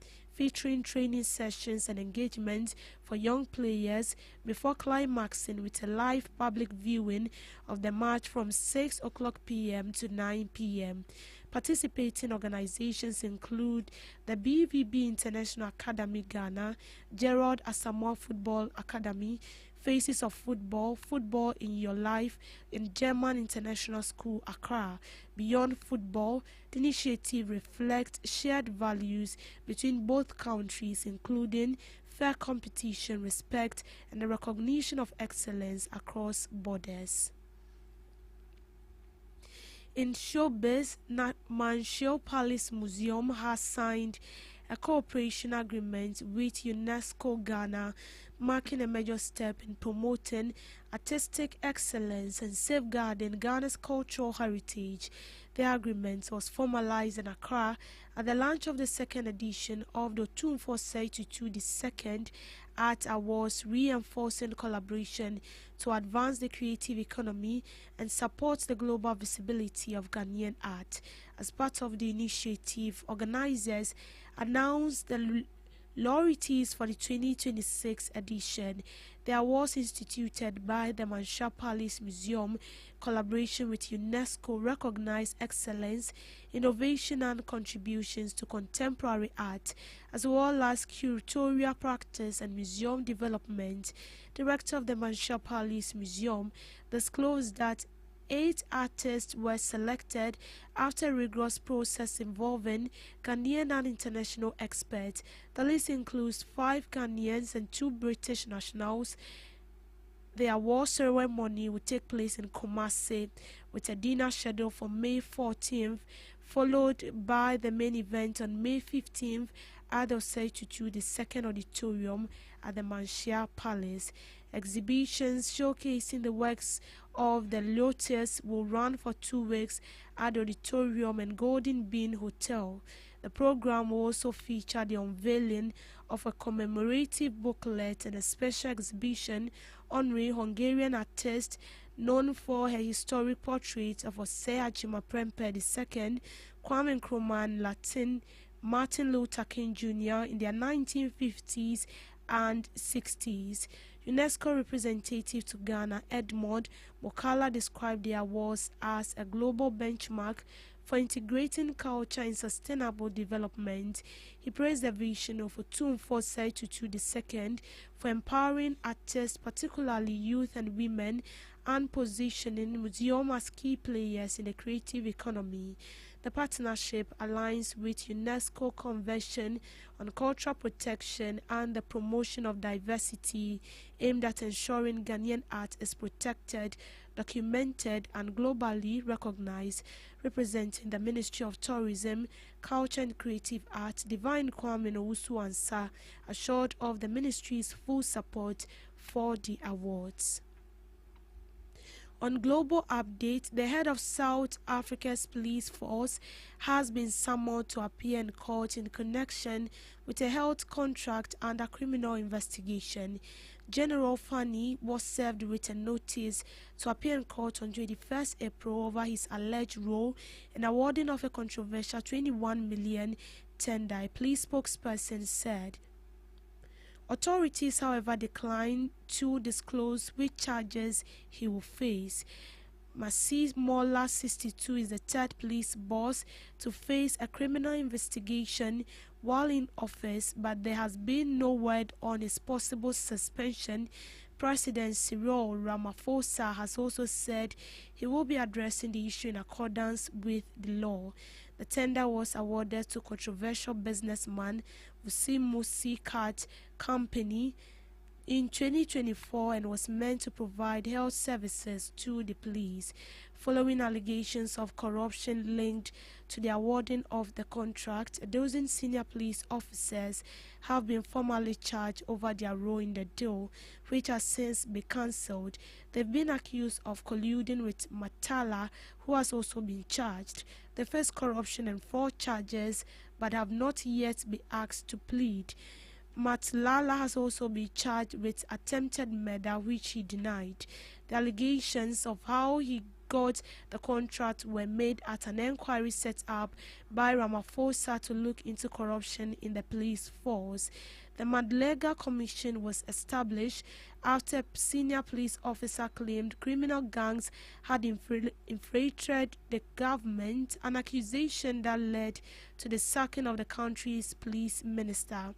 Police spokesperson said the National Commissioner has taken note of the charges brought against him and has pledged his full cooperation with all lawful processes. South Africa's prosecuting authorities said Masimola had been served with the summons on Wednesday morning. Ramaphosa said he noted the news as well as the 12 senior officers charged over the contract. His spokesperson said the president, working together with the Minister of Police, is committed to ensuring that force remains stable and able to continue fulfilling its policing mandate. Jackie Salibi was the first police chief to be charged while in office. The country's longest-serving police boss was in 2010 sentenced to 15 years in prison after being convicted of taking bribes from an Italian drug lord in exchange for turning a blind eye to his criminal activities in the country. And that's it on the morning news update. Do well to log on to all streaming platforms at Ghana Talks Radio for more news stories. My name is Deborah Adosu. Thank you so much for sticking to your radio. Good morning.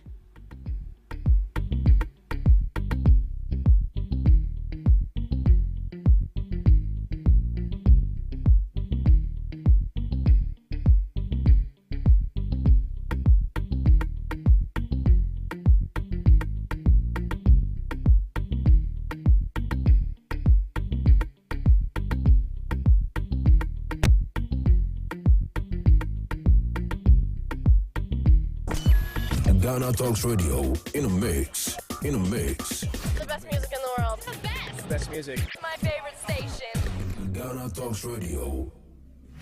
GhanaTalksRadio.com. Listen live. Listen live.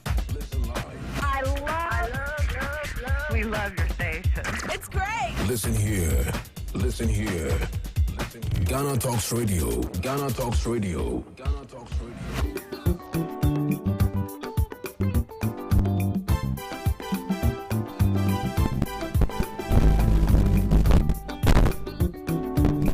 Ghana Talks Radio, UK, Chimebu, era from Ghana Muha at the sound system, which is spinning machine papa, a free amana nearby be go among Ghana Muha.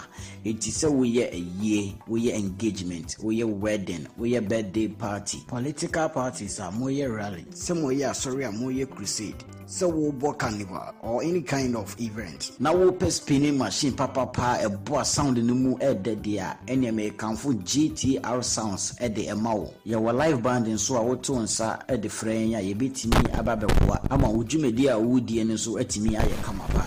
Yawa enkan pupuni mantebo anya aponchi hotel ahope pepe ena yebutu odi ane se wo befre empanifo ewo 0546960510 GTR sounds emu de angaza.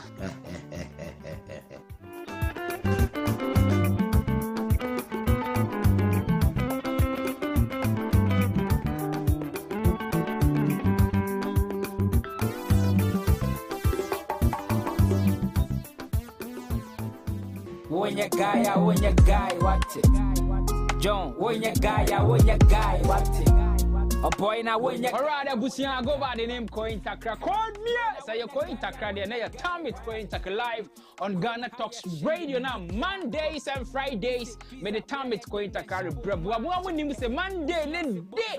Aya mamere abakwasem Africa, Ghana, our heritage. Yaka mamere ni amani yeteti abakwasem hon komone yedi. Aya hina ni yekoni now Friday ni ye bass on bass.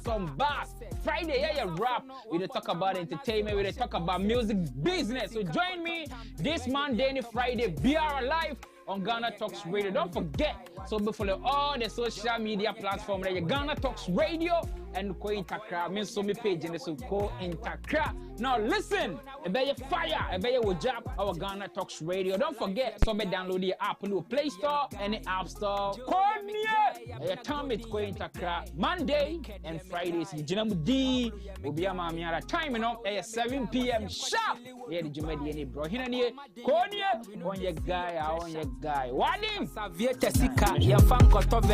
What do you want for breakfast? How do you want your breakfast? English breakfast, French fries. Koko Nikosi, alo komi kesheto. Wache. Well, Gobe is the real deal. Join us on Ghana Talks Radio. Let's serve you a buffet of breakfast. From news headlines review, current affairs to social issues. Entertainment, sports, and all the trending stories live on our mobile app and across all socials from Monday to Friday, 7 a.m. to 10 a.m. With me, Pakwesi Omare. Regina Bless. Deborah Adoso. And I am Esinal Fiagbedu. This is Ghana Talks Breakfast Show.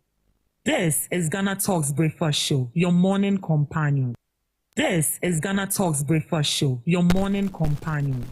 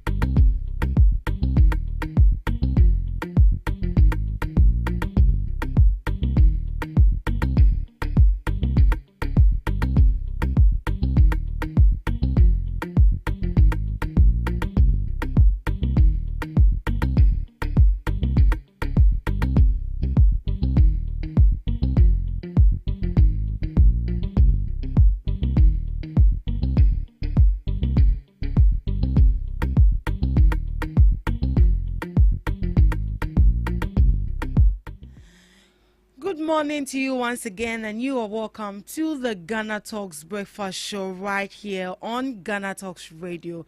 This is your favorite online radio station. This is actually the only radio station you can keep in your pocket. Everywhere you go across the country, you have it handy on your phone. All you need to do is just download the app and you are good to go.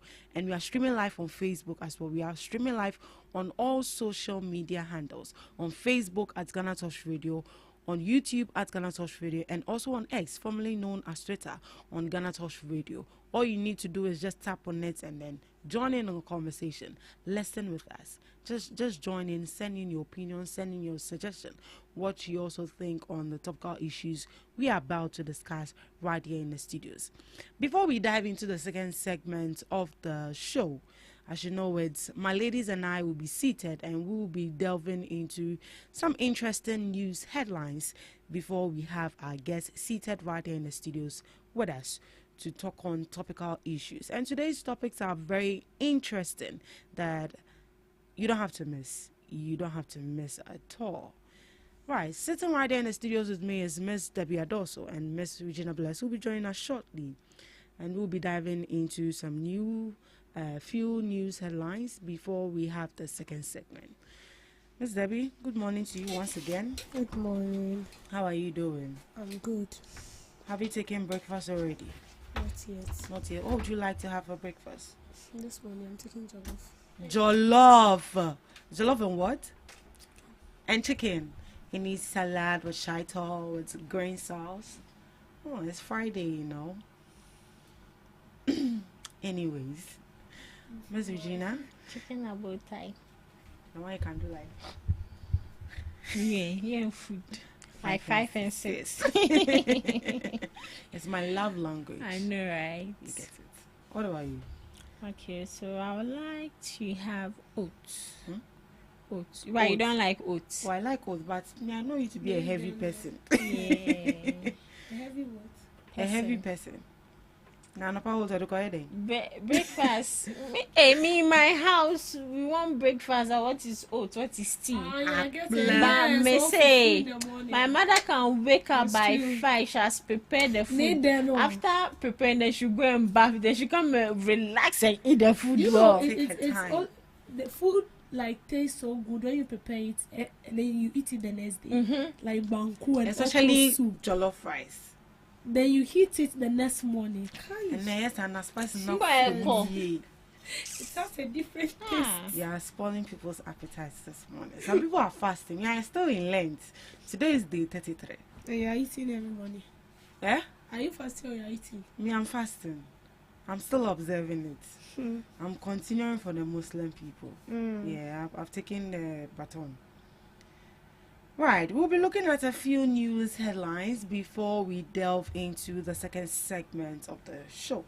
I saw something interesting in the news and I would like for us to, speak on it. UK tribunal awards damages after Ghanaian nurse repeatedly called colleague auntie against her wishes. A UK employment tribunal has awarded compensation to a healthcare assistant after ruling that she was subjected to harassment by a colleague of Ghanaian heritage who repeatedly addressed her as auntie, despite her objection. Let me call it well. Auntie. Auntie or auntie. Which is which? Auntie. But when you come... Auntie. Okay. Ghana for sana friend. So you let's read it in English. Then the tribunal found that this person has actually been harassed, which is either on the grounds of age and sex while working at the West London NHS Trust, where she was employed in Women's Forensic Services. Her colleague, Charles Opon, a nurse of Ghanaian background, defended his action by stating that the term auntie is widely used in Ghanaian culture as a sign of respect for older women. Her colleague, Charles Opon, a nurse of Ghanaian background, defended his action by stating that the term, now let me call it the Ghanaian way, auntie, is widely used in Ghanaian culture as a sign of respect for older women. However, the tribunal ruled that the continued use of the term against Miss Ida had asked him to stop created on offensive working environment. The tribunal held that Miss Ida had repeatedly asked Mr. Opon to address her by her name, but he persisted. She also raised concerns about comments suggesting she would be a good match for an older colleague, which she found inappropriate. In a formal complaint submitted in September 2023, Ms. Ida wrote, "A staff member called me auntie multiple times despite telling him to call me by my name. He said you want to be young then. He also commented on my lipstick and said I would be a good match for a member of staff named George." Mr. Opon admitted to using the term once but denied repeated use, maintaining it was intended as a respectful form of address rooted in his Ghanaian cultural background. However, employment judge George Elliott rejected his account, describing his evidence as unreliable. He was reluctant to acknowledge that there was a George working on his ward. He claimed not to know George's age and would not give an estimate. He did not remember how many shifts he may have worked with Miss Ida. "We found him evasive and vague," the judge said. It goes on and on and on. It's a long thing, but we are not in Ghana. Where you are is not Ghana. It is UK. And your friend is saying, Auntie, you're London, you. You're going to call somebody auntie. You're not in Ghana. The person said, I don't like it. Don't call me auntie. Call me by my name. She said she wants to be young. And this auntie is normally used right here in our country when for older people. Auntie, Janya, oh yeah, no, auntie. She said she doesn't like that. You can't go to UK and go and be doing Ghanaian background. It is not their culture. She said she doesn't like it. Call her by her name. She likes it like that. And the cases where we have, I think this even happens everywhere, where they see you, like you vibe a lot with one person and they tease you with a person. Oh, this person is actually a good match. The bestie. And also, and yeah, chip a brandy. Hey, and land them for. And as I say, I'll go for Biantia. Yeah, bet you. Miss Debbie, do you think this man should be pardoned? See, one thing we fail to realize is that the way you are brought up, where you find yourself one day in the future, you should know that they are different. So, you are brought up in Ghana. We Ghanaians, we are so fond of teasing people. Even among ourselves, if you are calling someone a name, especially in the schools, when the person tells us a name, that is, people can say one pen, they understand say one. So it means you are now fueling the whole thing. That is when they'll call you the more. And so sometimes you go to school and I'm called Deborah, I'll end up completing my name Deborah, no cry because in the school they won't be calling me by Deborah, but they'll give me a nickname. That is something that is very, very common. But here lies the case. United Kingdom, you're not in Ghana.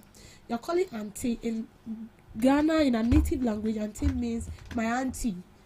My auntie. You can call somebody. Do you know even a kid can be born and you're calling him auntie? Yeah. Your mommy fua. That doesn't mean any name, but that is the name. Even sometimes they call a little girl sister.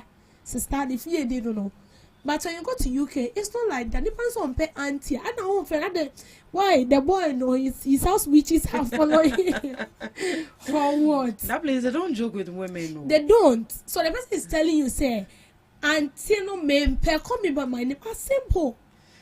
Or could it be that the lady found it offensive?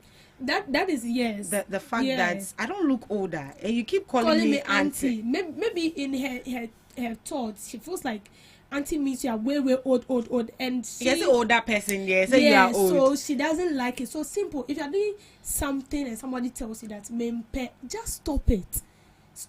Don't get the person angry. So right now you'll be sure that because of this thing they can sentence him. Oh, of course they can. They can sentence him. Because the person so on par, you don't do it. That means that you are making the environment, the environment inconducive for her to even work. It's very, very bad, and this should be a caution and a lesson to other Ghanaians there. You know, sometimes they insult people. Someone said that if the white understands what Kevin Teller has been saying every day, oh yeah. Because they don't understand it until because they don't even understand what you are saying. But you can't do that. It's bad. Okay, this is a working firm. It has to be conducive for everybody. If you make me feel uncomfortable, I also make you feel uncomfortable. Yeah, just as I address Miss Debbie, Miss Regina, and Auntie Regina. You get it? You know, even someone who still like I say, "Mommy." We know people are rude to ask them, oh, mommy, you get it. Some people see you after they call you mom. They're like, please, I beg you. You get it. Even the kids in your house, even if they call you auntie, be like, hey, me auntie. Yes. You tell them to call you by your name. You get it. Even in Ghana here, and how much more you going up there, you are calling the person says stop. We are not in Ghana. You are in UK. So when you go to Rome, do what the Romans do. Exactly. If the person says, I don't like it, just put a stop to it. And then on it, she will be our copy. And then he said, Miss Gina, I'll sue you. So when it comes to these Western countries, their rights are really protected, especially women, in as much as males' rights are also protected, but they really prioritize the rights of women. And in the Western world, we have something called emotional trauma or emotional abuse, where they can take to court, debate on it, and at the end of the day, the perpetrator is being handled in a lawful way. But when it comes to Ghana, we don't really prioritize that. But I believe that certainly maybe somewhere in our laws we have it. But as it stands, Ghana is always known for beautiful laws on paper. But when it comes to effective implementation, we don't have it. Now, auntiness. In Bofofonu, they also answer to auntie. They also answer to uncle, cousin, whatever. Like the same way we do in Ghana here, they do that. The same way someone will see me and call me mama, I will not be happy because I'm not mama. My name is Namewo. And looking at my age, I've not even attained that mama age. So if you are calling me mama, and the laws in Ghana here gives me the chance to take that issue to court, why not? I'll take it to court and tell you, say, please, this person is harassing me. I don't want it. So this one, your boyfriend, is a name harassment. The same way, probably someone will see you and be like, you, if I catch you, it might be in a positive way, it might be in a negative way. Let's look at the negative aspects. If I catch you, what I'll do to you, excuse me to say, probably I'll kill you or something. The person hasn't committed the action yet, but it's termed as attempted or a threat to the person's life. So you can go and report, and that person would be arrested. So also I can reporting auntie no nipa no ono so when you na your phone auntie, what's your problem? She said she doesn't like it. But you are old. And mind you, if you go to Rome, do what the Romans do. Exactly. In Ghana here, anyone can just pick up their phones and be chatting with a minor who is not even up to 18 years. But when you go to the Western world, you can't do that. The moment you start chatting with the person, they've already seen it. Then they'll come and arrest you. That is their culture. That is what they believe in. But Ghana, we have the free will to do whatever we want. Your friend is saying, no man's land. It's a free land, free country. Yaka said there's no laws in Ghana. But a dime one be so no be who say Ghana. But I thought that it favors only the rich. Only the rich. So you too, you need to be careful. Exactly. Mempe. Then you stop. That is what I'm saying. Maybe I say if lebi no brewer. So it is this one right now. If I see you in court,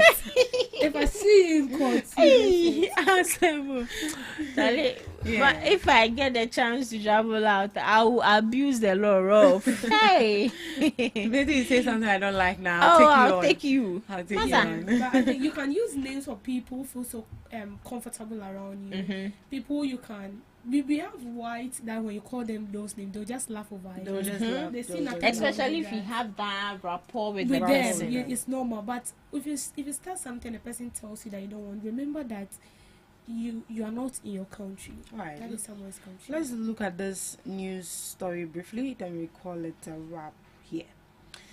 Ghana is not a family business. Stop flying your brother's jets. And Yagba tells Mahama. Yeah, I know you're tired of it, but we'll still talk about it. The Director of Communications of the new Patriotic Party, Richard Ahiagba, has vehemently opposed the decision by President John Dramani Mahama to use his brother's jets for official travel. He called on the president to halt the use of his brother's jets, arguing that it amounts to running a family and friends government. Family government in opposition. President Mahama and the NDC shouted, family, friends, government. Now, you are flying your brother's jet. Ghana is not a family business, he wrote on X. Earlier, the founding president of Imani Africa, Franklin Kujo, also criticized President Mahama for traveling on his brother's jet, especially when the economic justification for using the jet has not been provided. Mr. Kujo's view, the president's action breaches the code of conduct he set for all his appointees. President John Dramani Mahama is currently in Korea to hold bilateral talks with, yeah, it goes on and on. So they've raised concern. It's not a family business. It war, a kekba. Stop using it. Aha, looking gun. Miss Devi, I know we spoke about it earlier, but this is from the NPP. I have nothing to say. And they said that they are running a family business. Let's just oppose it to what they did previously. What the MPP are accusing the NDC of doing, they did say. Didn't we see President Akufo-Addo giving contract to family members? He gave contract to his daughter. Didn't we see that of Ken Ofori-Atta? We've seen a lot. So what they are complaining that the NDC are doing, they've also done the same. So what are you saying? So right now I'm sitting here and I'm blessed to have a brother that has a jet and I'm traveling outside the country. You want me to go and pay? You want me to go and pay for another, like a different flight? Once I know that my brother's jet is available, I wouldn't do that. On a normal sense, this should be something that we should be, deliberating on. Because common sense should tell you that if your brother is having this or your mother is having this and you are going to buy the same thing, you don't buy it, you go for your own. What belongs to my mother is for me. What belongs to me is for my mother. So what are they saying? Me, I'm tired though. Whatever they want to do, they should do. But they should remember that whatever they say, President Mahama is the final person to take a decision. He will decide whether to take what you are saying or not. So yours is to just make the noise. If he likes, he's going to take the what you are saying. This is the same people that prevented the president from buying a jet. So he should walk. Well, maybe President Mahama, they want you to walk. Well, Ms. Regina, Mr. Franklin Kujo has stated that they haven't provided a justification for using his brother's jet. Do you think that it's high time that they provide that, or you've seen some justification already? They should think what they want to think. We are tired. You can't do that. You can't do that. Please don't do that. You said justification what? They said they've not provided any justification for the president using his brother's jet. So the president should come and explain why he's using his brother's jet. I see they don't know. Seriously.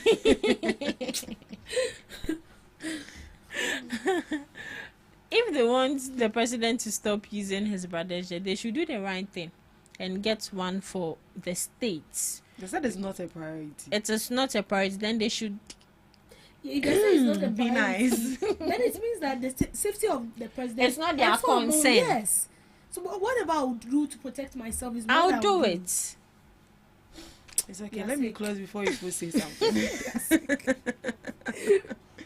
Do you think that as Ghanaians we need justification from the president as to why he's using his brother's jet for government official travels? Do you think that we need to know, or you yourself logically you can see why he's using it? Okay, you can send your comments in the comment section on Facebook at GhanaTalks Radio, on YouTube at GhanaTalks Radio, and also on X at GhanaTalks Radio. At this juncture, we call it a wrap with our ladies, and we have our guests in, so we'll be diving straight into the second segment right after this break.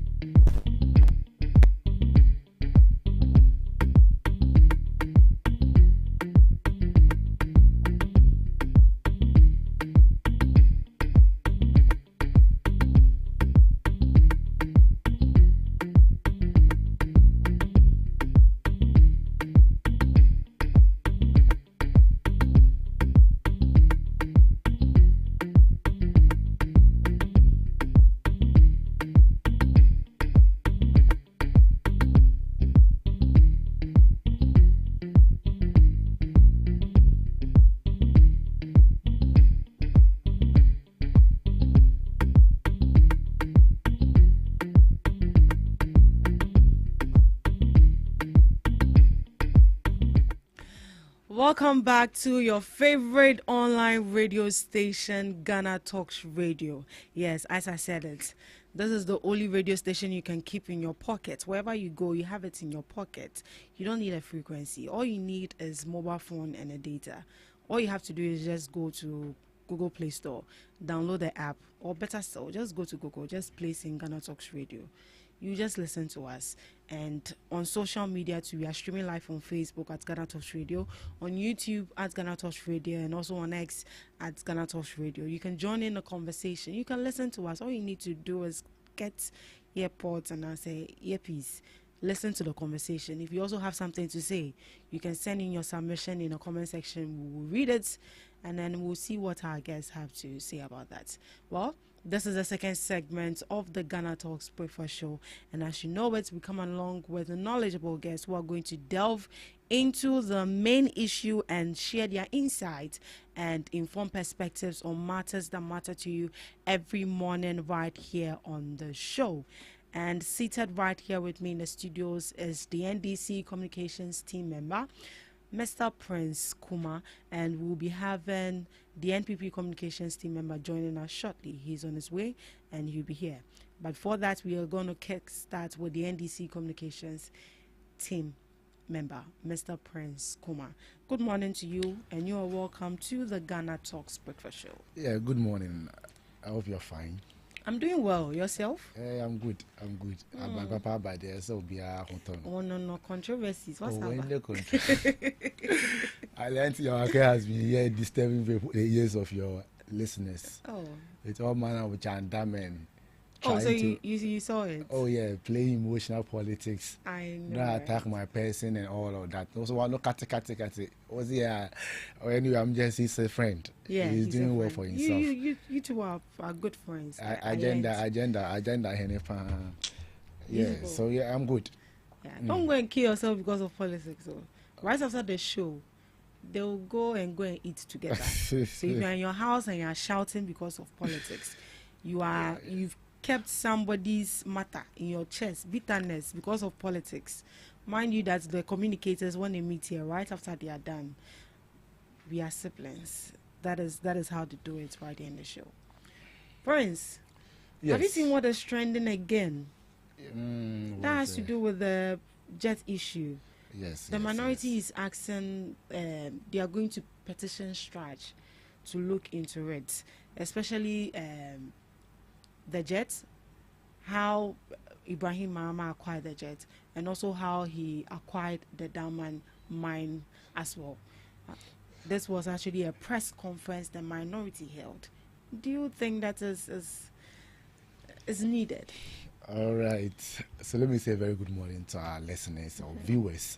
I would plead with you if you can give me some few minutes after this to actually share my thoughts on the big push, the whole the soul sourcing issue. Yes, unfortunately. But I mean, we practice multi-party democracy, and the opposition reserve the right to put government to strict scrutiny. And I do not begrudge them in any way. They are doing their works as an opposition to make sure government does not abuse its powers. However, that must be done with some extreme caution and reasonability to issues. In that Ibrahim Mahama acquisition of diamond, I'm wondering, this is the same person who provided equipment for the site or for the mine, and for some time they've not been able to do exploration works to be able to foretell the future of the mine. And so if the government is saying that, look, you are no longer going to renew their contract, as we speak now, I don't think there's anybody in the country that has what it takes to be able to take up the mine other than the man Ibrahim Mahama. And on the issue of the presidential set, I think the executive secretary to the president has made clear indications of government intent to procure one by end of November this year. It tells you that President Mahama has duly acknowledged the concerns from Ghanaians, those raising, concerns about his security and all of that. He's done that. But my only problem has to do with the conflict of interest issue. You see, and also breaching the code of conduct. I sometimes you see, let's be common sensical here. The reason why we say public officers should not put themselves in a situation, conflict of interest is basically saying that you have a public duty to perform. So don't put yourself in a situation where that might conflict or that may conflict with that of your private interest.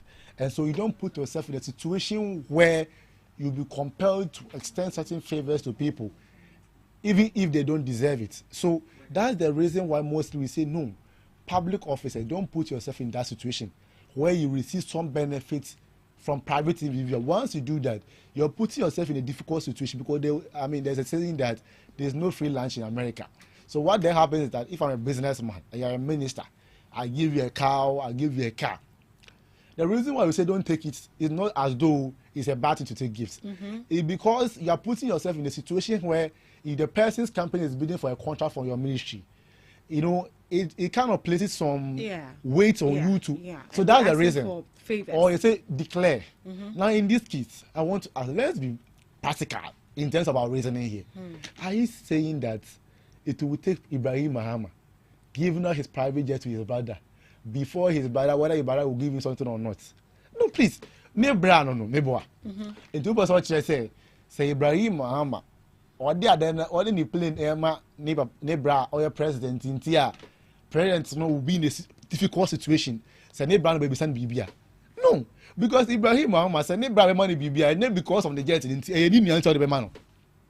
And to me, if we're to be another person, people are really concerned about, the president is putting, I know in general, yes, I to some extent agree, but I'm saying that those saying, he's putting himself in a difficult situation. I've heard the deputy legal director for MPP advance a similar argument, and I was like, you think his brother, no, if he should come and ask him for something, it is because he gave out his jet, and that the president would have given his brother something if he had not given out his jet. No, please. That's the brother.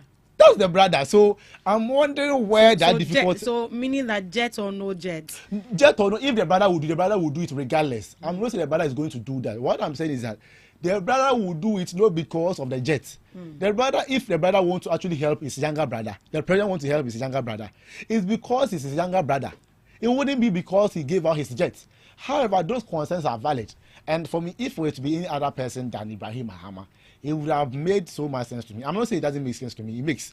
But it would have made so much sense to me because the president perhaps will be in a difficult situation when offers are presented from such persons. But in this case, this is Ibrahim Mahama, the president's brother. And you are telling me that Nebra and Anka playing that manner, Anka Nebra will not be in a difficult situation. How? Please. I understand that concern. That's why plans are far advanced in procuring one for the president. Right. Would you say that the president actually needs to come out and explain to us as to why he's using his well, I think or you think it's obvious? The president has done so through his, spokesperson, that's the Minister for Government Communication, Honorable Felix Kwashiorfor.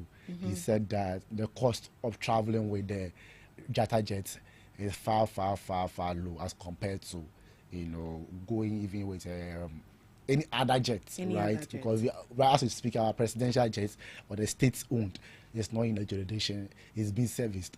And so using that particular jet, what they do is to just buy fuel. They don't pay for any other thing. And I think it's because of cost effectiveness or because of the cost involved. That's basically it.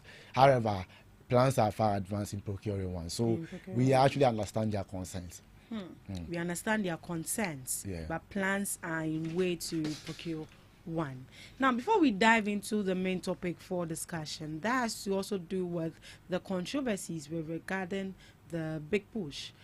They mentioned that the minority says that when they were in power, you were against, your administration was against soul sourcing. But now it looks like you've also come into power, and what you were against, you are also doing it. Well, you see, on the issue of the fourth estate and all of this soul sourcing, I must state that President Mahama and the appointees of this government are not averse to transparency and accountability. It is for this reason that when the fourth estate wrote to the Minister of Roads, the minister readily supplied them with the information they needed. And I've always maintained that you, the media, remain our indispensable partner in the research agenda to build a truly accountable democracy. However, that sacred rule should not be exercised in a manner that distorts basic facts simply to create misleading impressions. We've all know the works that Fourth Estate has done before. I will not attack their brand. However, for Fourth Estate shouted scandal. Some of us were in anticipation of something strange, only for them to release a very substanceless report that bore no semblance of a scandal.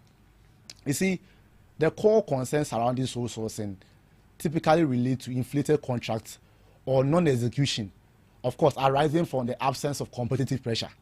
And so any serious investigation, right, will want to do it, will look at, okay, doing a rigorous cost analysis of all the projects to establish cases of overpriced contracts or non-execution.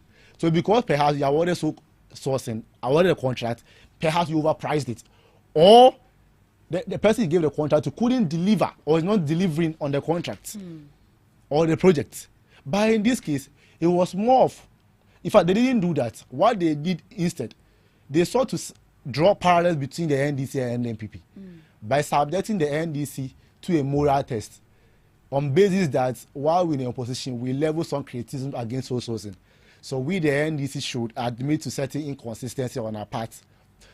And so I asked the question, fundamental question. If they are talking about inconsistency and hypocrisy, with all due deference to the fourth estate, they rather exhibited the highest form of hypocrisy. Why am I saying so? Your basis is that we said something in opposition against, we level some criticism against sole sourcing. And the president said that you will make sure that sole sourcing is used in exceptional cases. That's what the president said. The president is the head of state and head of government. He's the leader of this government. He's the one spearheading government policy. That's what the president said, and that was his position. Now, we are saying he said something in opposition, and some of you are saying 44% cannot be rare. Fair enough. How about fourth estate? Since your basis of doing that is no longer about overpriced contracts or non-execution, but what somebody said in opposition, that's your basis for doing that investigation and releasing that substanceless report. Then my question to them, and why I believe they exhibited the highest form of hypocrisy, is that President Akufo-Addo awarded almost 100% of the contracts as sole source or under sole sourcing, on the back of the fact that whilst he was also in opposition, and this President Akufo-Addo, when he was in opposition, that's in 2016, President Akufo-Addo said, the era of sole sourcing will come to an end. So how do you convince me that somebody who said the era of sole sourcing will come to an end, yet came and awarded contracts, in fact, almost 100% of them under sole sourcing, yet fourth estate did not deem it necessary to produce similar reports to say that no, we also consider in our reasoning this as a scandal because you two said this in opposition. And I'm surprised close associates of Bawumia are saying this government, I mean the spokesperson for Bawumia is a scam, and hey, please. Bawumia said, in fact, as part of the achievement of their government, 40 promises fulfilled. Bawumia said it's because they have dealt with sole sourcing and now contracts are no longer awarded under sole sourcing. Bawumia again said that now sole sourcing, and I read to you, he said overpricing of contract through the use of sole sourcing is very typical of this John Dramani Mahama NDC government. That's 6 September 2016. Now, what Bawumia was saying here was talking about overpricing of contract. Now, in this case, have they been able to establish a case of overpricing of contract? No. So you should have done a rigorous cost analysis to establish cases of such. And the MPP saw that criticism were leveled. Was that just because of sole sourcing? No, that wasn't the case. For instance, take Cocoa Rose. In 2023, the Auditor General commissioned a performance audit on Cocoa Rose. Out of the 266 Cocoa Rose contract awarded, they sampled 35 of them. Now, out of 35, 8 of them were awarded through national competitive tendering, 18 of them through restricted tendering, 9 of them through sole sourcing or under sole sourcing. Now, what they did was to compare the contract sums of 6 of the contracts awarded through national competitive tendering and 6 of the contracts awarded through sole sourcing and restricted tendering. And these contracts, had similar characteristics in terms of the geographical location, the asphalt, that's the scope of the work. Now, similar characteristics. What they realized was that those awarded under the sole sourcing or under sole sourcing and restricted tendering actually costed the country 100% more. That's overpricing of contract. And some of these contracts were awarded to Bawumia's brother. So it wasn't just about a contract awarded to Bawumia's brother. I mean, I don't have a problem with his brother winning a government contract. But it was about overpricing of the contract by 100%. Do you know what 100% will mean here? 2 times of it. So if the contract that's supposed to cost the state $1 million because of sole sourcing, in fact, Auditor General acknowledged that it saved Cocoa Board time in terms of evaluation. However, it costed the state about 100% more. So how do you justify that 1 million, a contract that's supposed to cost the state $1 million, is costing $2 million, but same instances cannot be applied here. So that's the difference. So it wasn't about sole sourcing alone. It was about overpricing of the contract. Now about the non-execution, because of the absence of competitive pressure, it's also the fact that some of the contract delayed by 17 months. And so why I told you earlier that the core concern surrounding it is because of non-execution or delaying the execution of it, because there's no pressure on the contractor. I mean, when he was bidding, they just handed it to him or whatever. Now, as we speak, all the contracts, about 44% of them, chunk roads, critical roads, are progressing speedily. No one is delaying. There's no delay. Unlike what happened under MPP when it delayed some of them 7 months, 16 months. How do you want to justify or make it sense to me that we should go through competitive tendering? That will take us almost 7, 8, 9, 12 months. That's over a year. When the people of Pokwasi and so on were demonstrating, we discussed it in your studio. Almost in foot through eco money, and MPP wanted this government to delay for about a year going to competitive tendering. So the people of Pokwasi will be demonstrating, and they will tell you that NDC Ababa and Onye roads. It's not the same minority that 4 days ago they did a press conference and told us that the road toll is delaying. We are delaying the road toll. Do you know why the road toll is delaying? It's because it's going through competitive tendering. Now these same people are saying it's delaying. But if you go and do it under sole sourcing, they say no, don't do it under sole sourcing. But you are fully aware that going through competitive tendering will delay. That's why we said that under the big push, there are critical routes linking our regional capitals to the national, interlinking our communities. And so those critical routes should be done immediately. Winneba Kaswa Road, Adenta Dodowa, Ho Aflawo, Wa Wenchi Sola. These are critical roads that must be done. We will not wait for 12 months for us to start. No, we have done that. And the people, what matters to the people of Jenny today is that they are having asphaltic road for the first time. First class asphaltic road. If you go to Dodowa, Ho Aflawo Road, today as we speak, they are having asphaltic roads. Go to Hohoi. The MP said that now VIP is going through Hohoi because of the roads they are doing. So what matters to them is that government is delivering on the road projects, and there are no cases of over-inflated contracts or overpriced contracts. So Ghanaians have seen the difference between what the MPP did with sole sourcing and what the NDC is doing with sole sourcing, and we are doing so with critical infrastructure projects, and those projects can be seen, unlike what they did through Cocoa Board. And it delayed for almost 17 months. Some of them were not even completed, and they overpriced the contract by 100%. The NDC government will not do that. And the honorable minister in charge of the rules ministry, Gavin Sagboja, honorable, is doing a remarkable job. We understand that the MPP has been looking for a scandal. We understand. Yes, we understand. However, must you create a scandal when there is no scandal? I understand that every government, when you can 1 year, they all the scandal be coffee. But the scandal ni by force a change for scandal and brana. And the fourth estate, but they shouldn't create a room for people to smear them with political colors. Because what they did was more about, oh, because he said something, that's why we are doing this release. And so, was there issues of non-execution and inflated contracts? No. So what at all are you talking about? You go and play videos of Sami Jamfi. What Sami Jamfi in that very video you played was talking about how sole sourcing was used to overprice contracts. Right. But he didn't do that bit of it. Right. Sole sourcing controversies here is a lot. Is a lot. The MPP guy number so bad. He will come. Don't worry. He's MPP for him. He'll be here shortly. My producer will get in touch with him and we'll find out where he has gotten to. But he should be joining us shortly. But before he does that, I think we can delve into the topic for discussion. Okay, that's fine. Wherever we get to when he comes in, he'll just join us from there. All right, sure, that's fine. Right. So this actually looks like good news for... good news. Yeah. What is that? For most legal students or to those who are aspiring to go into law. So Parliament passes legal education bill. Parliament has passed the Legal Education Bill 2025, paving the way for significant reforms in the country's legal education system.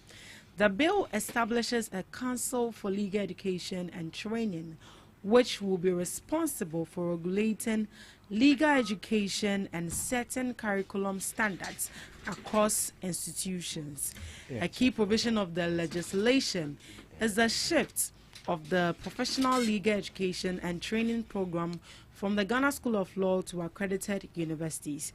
Under the new framework, a law practice training course will be introduced and offered by approved universities to prepare eligible candidates for a national bar examination. Speaking on the floor of Parliament, the Majority Leader, Mama Yariga, noted that the passage of the bill fulfills the National Democratic Congress (NDC's) commitment to promoting equity, fairness, and improved access to legal education in Ghana. As has been typical of the NDC, promises made are delivered. We promise law students that if they vote for us, we will carry out reforms that will ensure equity, fairness, and access to legal education, he said. However, Minority Leader Alexander Afenyo-Markin took a swap at the NDC's government, accusing it of failing to deliver on some of its key campaign promises. He argued that while the reform of legal education is important, the government must also demonstrate commitment to other critical pledges made to Ghanaians. Mama Yarga said, it is typical of the NDC. Our boss is, our boss. Promises made are delivered. And the promise law students that if they voted for us, we will carry out reforms that ensure equity, fairness, and access to legal education. Oh, before I come to you, Mr. Kuma, joining us right here in the studios is the NPP Communications team member, Mr. James is it Christos? Christos Do. Yes. Right, the NPP Communications team member. Good morning to you and you're welcome. Good morning. Hope all is well. Can you feel comfortable? Get closer to the microphone. All is well. Yeah, all is well. Yes. Yeah. I think it's been a while we saw you in the studios. Yeah, I've been a little bit busy. A bit busy. Was school or work? Both of it? Somehow. Right, it's good to have you. Mr. Kuma. Yes. Yeah, I've read the article. Let's dive into the main issue. Your initial thoughts. First off, let's look at the legal education reform they brought up. Do you see it as a form of victory for the NDC? It is a victory for Ghana to the point that even a minority could not deny same. And I don't know why the minority that would at all time want to be controversial. You can just simply say you have done well without bringing in all of those unnecessary things. With the greatest respect to him. I mean, this is a win for Ghana, and I must commend the minority as well. With or without them, we could have succeeded. However, I must commend them. This is one of the bill that has received bipartisan support, and it's because it's actually good. I will promise Ghanaians that we're going to deliver this. This is a historic milestone and must be acknowledged as such. This is something, a subject that has remained as decades-long policy advocacy. Oh, we must do this, Makola. There's actually people who think that those who go and write the bar exams or entrance exams to go to Makola, some are failed because of infrastructural deficits. In that, if we pass more people, that I'm not saying it's true anyway, but people hold those assumptions that people are failed because of the numbers, Makola can accommodate. So the only reasonable thing you can do is to make sure that you're able to decentralize Makola, and you do so by giving universities opportunity to also run the professional course. What makes Makola is not because of the board, it's simply because they run some courses there. That's all. Yeah, course view of Makola, other than University of Ghana, Kenya University or UPSC. So what you simply do is to give accreditation to UPSC, Kenya University, or any other university. So is it Makola that now has to give the accreditation to the other universities? It should be a Ghana tertiary or the Ghana education. I've forgotten the name. Ghana tertiary something. I forgot. Yes, something like that. they are supposed to give the accreditation to those universities. So when they do that, from entry, the university now have the opportunity to train their students from entry to exit. So if I go to University of Ghana and I'm pursuing law, when I start from level 100 to 400, I will not write any entrance exam to go anywhere. I'm continuing with my professional course. Now, when I'm done with the 2 years of that professional course, we'll go and write national bar exams. That national bar exams, upon passing that bar exams, is what to qualify me to become a lawyer. It's that simple. So it's more like WASI.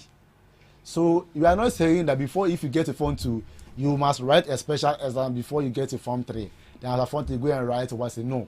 What we are saying is that instead of, let's say, Form 1 SHS, Form 1 and Form 2 is the normal university are going through LLB. And let's say Makola was to be like Form 3. So before you go to Form 3, we're supposed to write an entrance exams.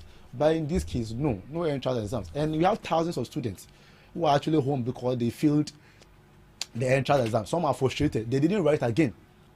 And I do sometimes believe that some were failed. I know this may be harsh, but I equally believe some were failed because of the numbers. Because what would be the sense in passing a lot of people up and you can't accommodate them? Right. One question. Do you think that they also considered the infrastructure to also pass this bill?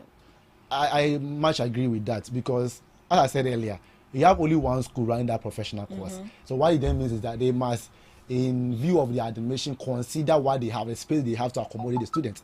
So you can't say, oh, because 100,000, just like any other university, when they are doing admissions, the university on yearly basis have a clear indication or a clear idea of the number they want to admit. So if University of Ghana for 2025-2026 academic year wants to admit 60,000 students or 6,000 students, the mere fact that 7,000 or 18,000 students applied and 12,000 of them met the cutoff point means they will admit all of you. They won't, because they have the space. They know the number they can accommodate, so they won't go beyond that. That is why even in the university, when you are applying, there are times you meet the cutoff point, but you will not be given that course because if the cutoff point is to be 18, and they can start from 6, 7, 8. That means that if someone that gets, when they get to 12 and then they reach the number they want for that particular course, those that had 14 and 15 will not be admitted. So I believe that we consider all of those things. And I think it's just fair that I'm going through school and you're telling me that I must write another entrance exam to progress to read another subject, which is just a professional course. No, I must continue. Once I go and write my national bar exams and I don't pass, I know that, okay, if I'm going to write again, I'm just going to write one-time exams.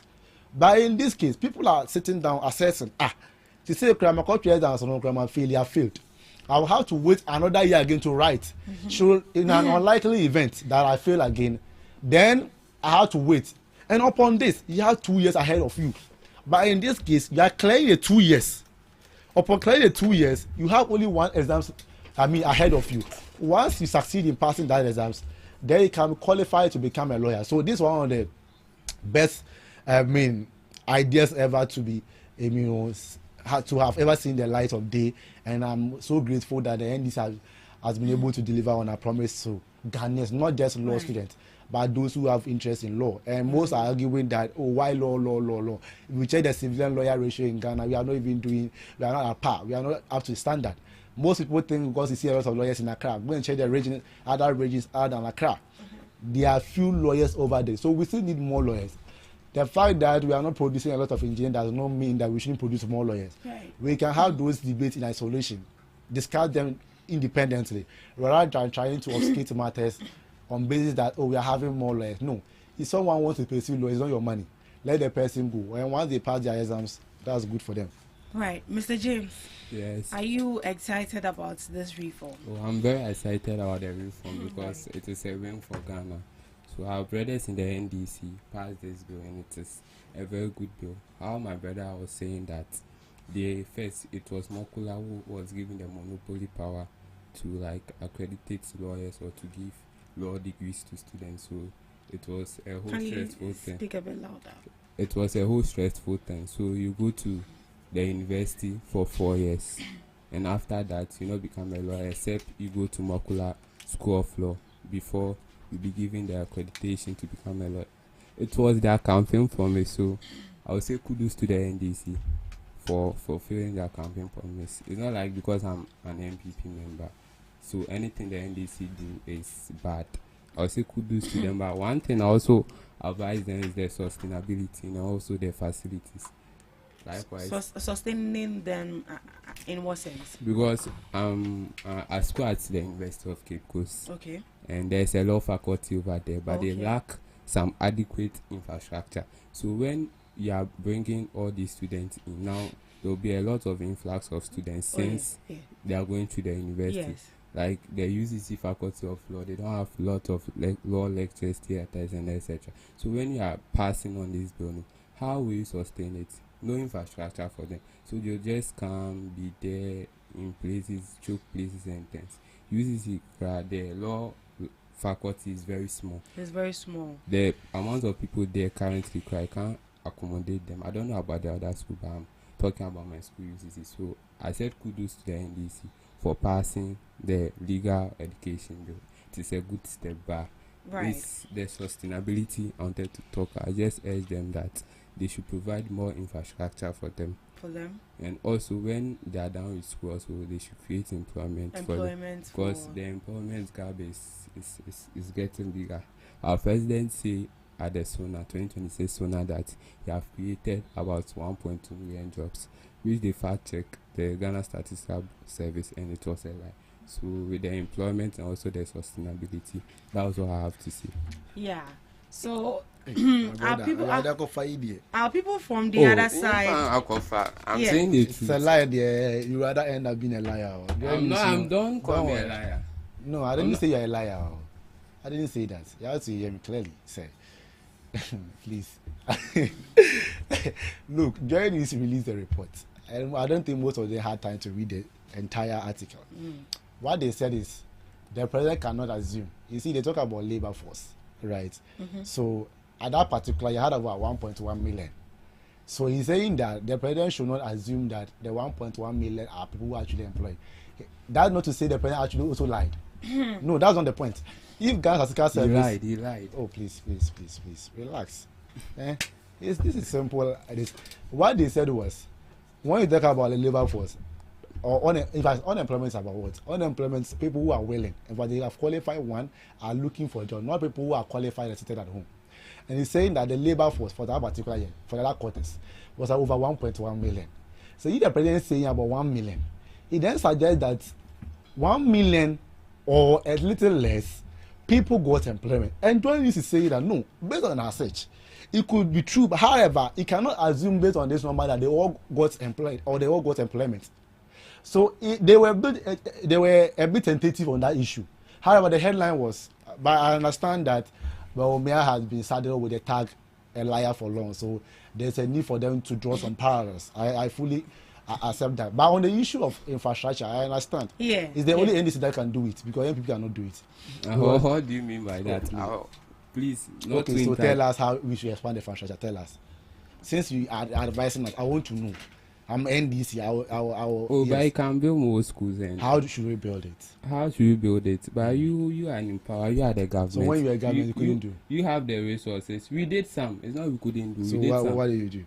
I will build a lot of free SHS and a lot of universities. You build free SHS. Hey, my brother, how can you build free SHS? What I'm saying is that, look, this government has given a lot more grant to university this year than any other government in the recent history. What we have also done is for fund to get more money to be able to expand infrastructure in our various universities. That is why we have uncapped guide fund that you and Ken Oforiata, Akofado and Bawumia capped. Today we have uncapped guide fund.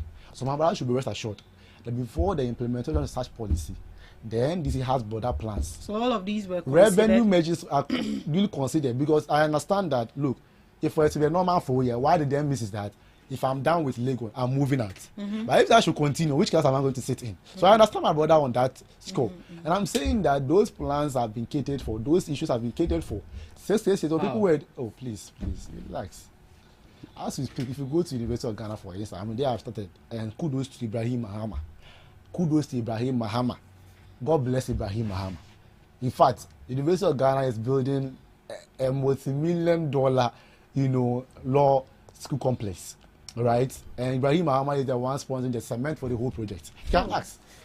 And this started under UMPP. He had a money, Jata Cement, right? actually thrive under MPP. That means that Bawumia and Akufo-Addo was helping him. Wow, that's interesting. So University of Ghana that I come from is expanding infrastructure. If I went to UCC as well, UCC is now building a new complex. I was in UCC. Oh please, I was in UCC. You're a chief of. Don't think you went to UCC. I was in UCC. They are building a new complex, and that project even started under MPP. So don't start. I mean, I don't do those petty politicking. So it's not because it's school there. I go to UCC a lot, often. My friends are there. So this issue of most of my friends are law students over there too. So they are building, and it's to say that government is going to expand more, so they can be able to cater for the students that will be progressing or that will have to go through about 6 years in their various schools that they started from. So my brother should rest assured that the government have plans about it, and that's why we made the business allocation when it comes to education. You are laughing, maybe you can respond if you think I said something factually inaccurate. Do you have anything to say with regards to what he said? It's very disheartening that my brother sits here and he spit out false with palpable lies. I mean, the University of Cape Coast, and there's no single saw cutting or there's no single groundbreaking for any project for the law student. Go to the University of Cape Coast. There's no project. I'm in the University of Cape Coast. You mean when? Like which period are you talking about?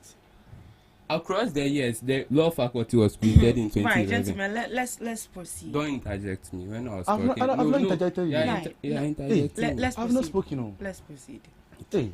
So I'm in the University of Cape Coast, and the law faculty was created in 2011 in the University of Cape Coast. Since then, we have that law faculty. It was created by Her Excellency Engineer Nana Opoku-Agyeman. It was an initiative.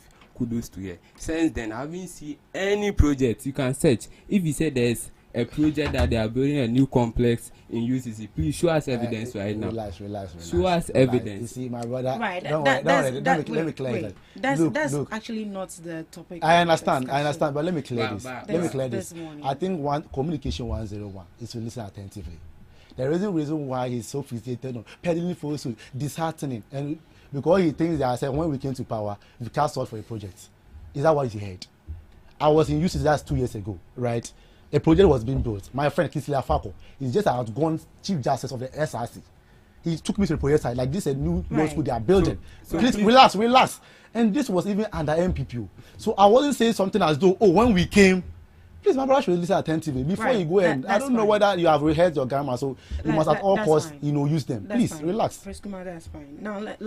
Now, into the issues of for the main show, that has to do with Parliament passing the legal education bill. Is quality going to still be maintained? Just as we saw that it was very difficult for you to get into Mokola because it had higher standards, and it actually looked like, would I say, favoritism in that sort. Would you say that the quality of education that Makola gave, and now that they've opened the gates for other universities to also nurture this particular course, is quality going to be maintained? Okay, I'm not that sure because we all know the NDC. Why are you not sure about that? Why do you think it's not going to maintain? Why is it about NDC? Because we know the government that is in power, they are not focused on education. They don't bring to board anything on education.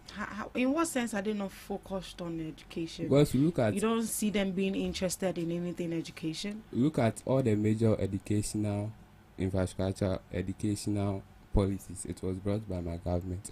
Look at the free SHS, which they rant about, they lied about. There was progressive free SHS, which there wasn't none, and we brought the free SHS program. We built schools, we built hostels, we built many other things. So I can see the NDC is not focused on education, so it might be very worrying or troubling to see them saying that there will be quality of how Makula was like. It higher standard. I'm not sure because I see the NDC government as a government which is not that focused on education, and they just rant about their policies and many other things. So I'm not sure that standard of Makula will still be ensured or enforced. Is it going to be maintained? What's your name again? Sorry. Esinum. Please, basic logic must prevail here. Basic logic. My brother admitted that this is a very good policy. Now, his reason is that this policy cannot be sustained, one, quality cannot be ensured because it's NDC. Now you have admitted on base that it's good. You should tell us. You have an idea. Tell us how you maintain the quality. Tell us right now. Oh, you want to know since you know how to sustain NPP consent. Look. Sometimes we shouldn't speak in a manner that will compel people to have cause to question our reasonability. No, they are saying that quality cannot be ensured because it's NDC. So politics were 1900 politics. What are you how? Because it's NDC. Tell us why it's because it's NDC. Look, people go into Makola. You must examine two things. You write an entrance exams. You go and write open passing. You go and do professional courses over there for I think maximum of 2 years. Now that 2 years, you still write an exam. After passing, that's when you'll be giving your certificate as a lawyer to practice as a lawyer, or to go and do your privilege and all of those things. Now going through maybe 6 years, whether 5 or 6 years, through University of Ghana, Kenya University or UPC, that are going to be accredited to run those courses. You are still that person. If that quality here will mean that you get credible minds to become lawyers, that person is still subjected to an exams. It's not as though now when you continue after 4 years, or you don't have to go and do any professional course. No, they are still going to do the same course at Makola. It has not changed. However, after that completion of those courses, they will write national bar exam. If you fail, you won't become a lawyer. So quality is not being compromised. Because if I fail the national bar exam, what it means is that I can no longer become a lawyer, or I can't become a lawyer until I rewrite that particular exams again. Just like how if I want to go to Makola and I write entrance exam and I fail, I cannot enter Makola. I have to wait again the following year and rewrite. It's the same thing. So we are saying that because there's pressure. In fact, that was 6 years ago. We had a very, very huge demonstration in this country. What was the demonstration about? Expand Makola. That was under MPP 6 years ago. To the point that police were actually spilling hot water on the students. Student too. Expand Makola. Why? Because they felt like, no, we believe, although there may not be concrete evidence to substantiate same, people were being filled because Makola cannot accommodate a lot more of students. Now there's a policy guideline to ensure that universities are accredited to run these professional courses, and this same very student will be subjected to a national bar exams, and it is only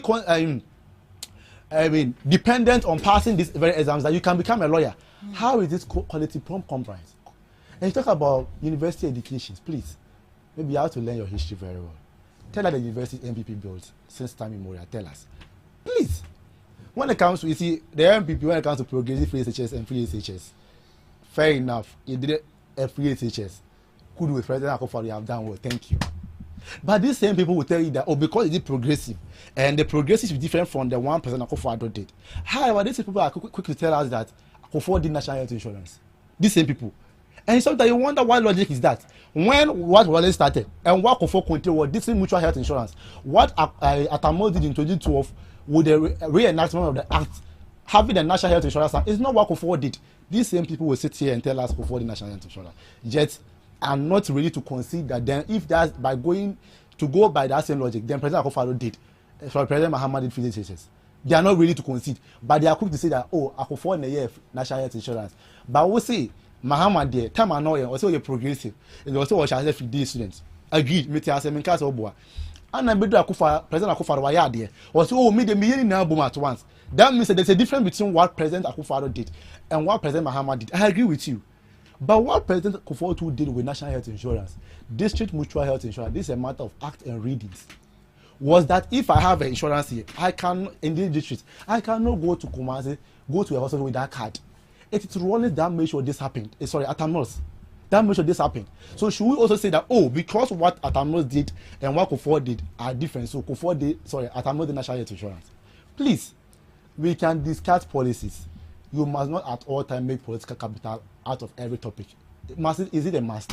Side that you say quality is compromised because NDC. Tell us why and what you do to sustain that quality. You can't tell us. You concerned about education. The only government to cap get fund. That means the research the money is supposed to go to get fund. Get fund that already established.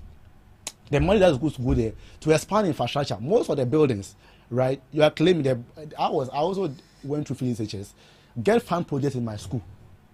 In fact, some were not completed because they didn't have enough money. Because Kinofrata and Bawumia capped it. Is it true or not? So you are concerned about education, yet the money for education, you capped it. So the amount you're supposed to accrue, supposed to accrue, you are not getting it. It took President Mahama to uncap it. Right. So my brother should understand that, look, this political discussion, if he wants to go on that line, he should ask Yabake before. He will not get anything to say. I'm not trying to claim superiority of knowledge. But to say that, oh, it's NDC. This is a 1990 politics of it's NDC. Tell us what you will do and you can't tell us. So please, even your minority leader has affirmed that this is a very loud Apple policy. And he commend the NDC for that. You are sitting here saying that it's NDC.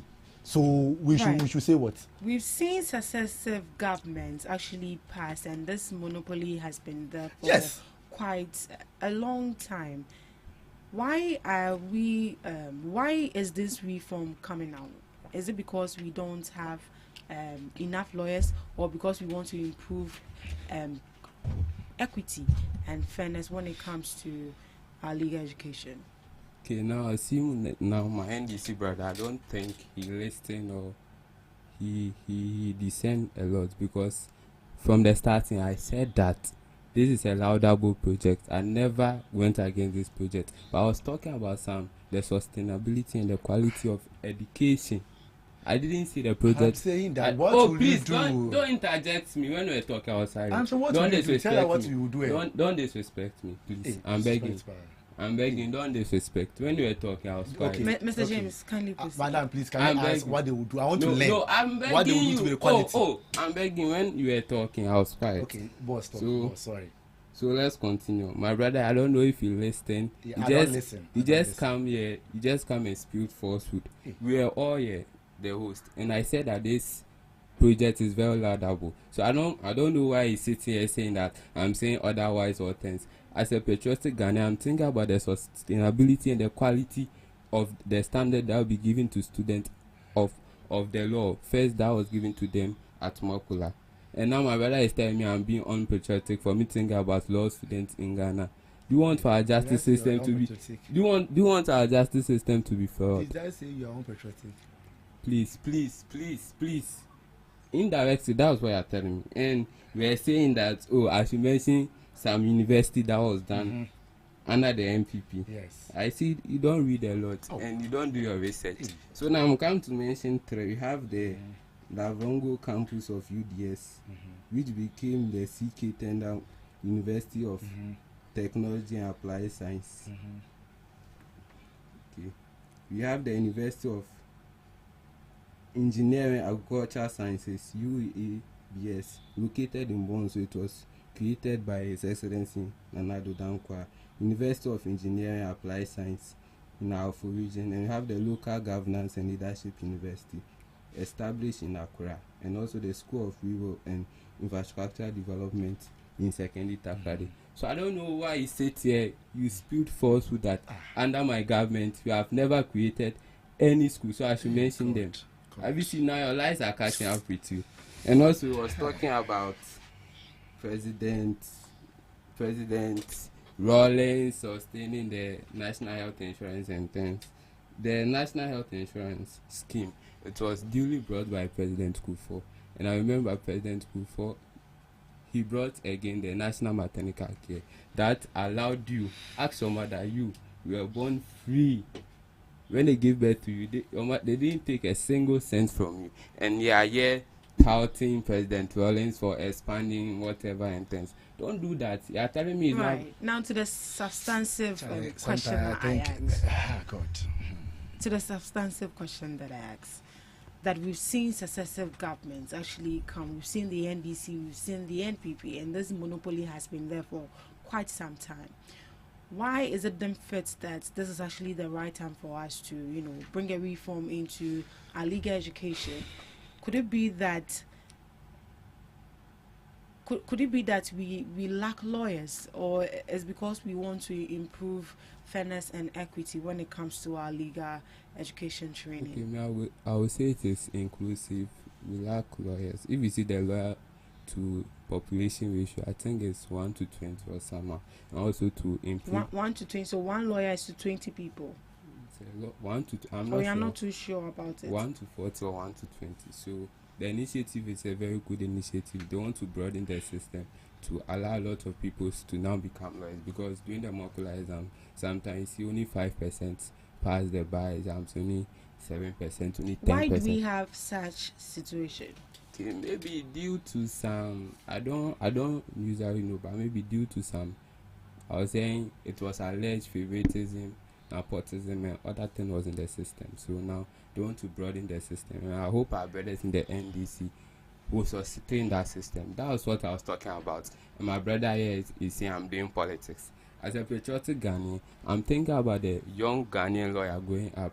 Will this policy be sustainable? Will infrastructures be built? Will the quality or the standard that Makula was giving will be given in UCC, will be given in UPSC, will be given in Legon, will be given in KNUST? Now I heard that the GTech will start accreditation with only 5 universities, and I don't see a problem. So that is more or less like a pilot phase, Kuma. Yes, that's a pilot phase. That's a pilot phase to see how it's going to go before they give the accreditation to the rest of the universities to also follow. Yes. So in a nutshell, this reform is actually a good one. Yes, I believe if you have the edge to go into the legal ambition to be a lawyer one day, it shouldn't be difficult for you, because it looks like Mokola is actually what scares people away. Yes. And now they've taken it away. So, James. Yes, sure, but in the olden days, what I've heard from my parents and also elderly people, Mokula wasn't scaring people that much. So what was it doing? It was like a very broader than better, but as time progresses, I don't know, they didn't sustain it like that. So that's why I was stressing on the sustainability and the quality of education that we give them. But my brother here is ranting and saying, I'm being unpatriotic, I'm being political. But it's not like this. Let's enjoy Sana and drink Ghana. We are all for Ghana. So when I'm saying something, it's not like NDC, MPP. You brought the bill. I've commended your party for bringing this bill. But we have some flaws in the bill, and I want for you to deal with that flaws, and are telling me that I'm being unpatriotic. How do you do that? Right, thank you so much, Mr. James. Mr. Kumar, in a nutshell, concluding on this particular topic. Oh God, it's serious. I think the phrase you are speaking for within there, we must practice it today. It's not easy. It's normal. I understand. First of all, I never said my brother is unpatriotic. I can't say that. Second, I never said Rawlings expanded national health insurance. Third is, I never said under MPP. Our MPP never built a university. I was drawing the contrast between NDC and MP who built more, because he said we are not concerned about education. So maybe when it comes to tertiary education, it's a lie. He didn't say that. You said he shouldn't interject you, so I think you also follow on that tangent.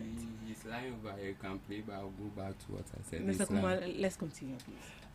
As I tell us the university you have built, does that connote you have not built anything? I'm just drawing the contrast. Even the university you went around renaming UDS, in fact, to the point you named UNE, Amstead, or you named them, President Akufo-Addo. Who built them? When it comes to expanding tertiary, when it comes to, what do you call it, nursing training as well, there's a few.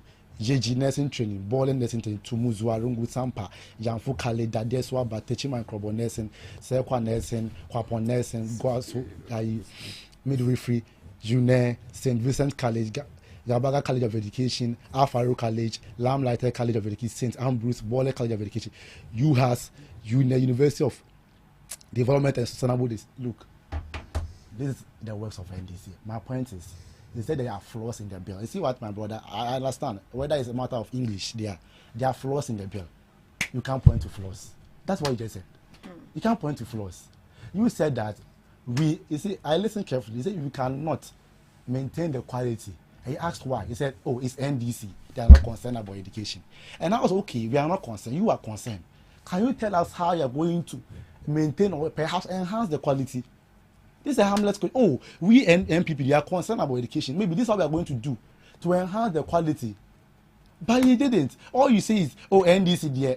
Oh, please, we can do better. Right. We can do better. Oh. Right. So reforming of monopoly is a good one. we've also heard from the minority. It's a Yes, good one. people, So let's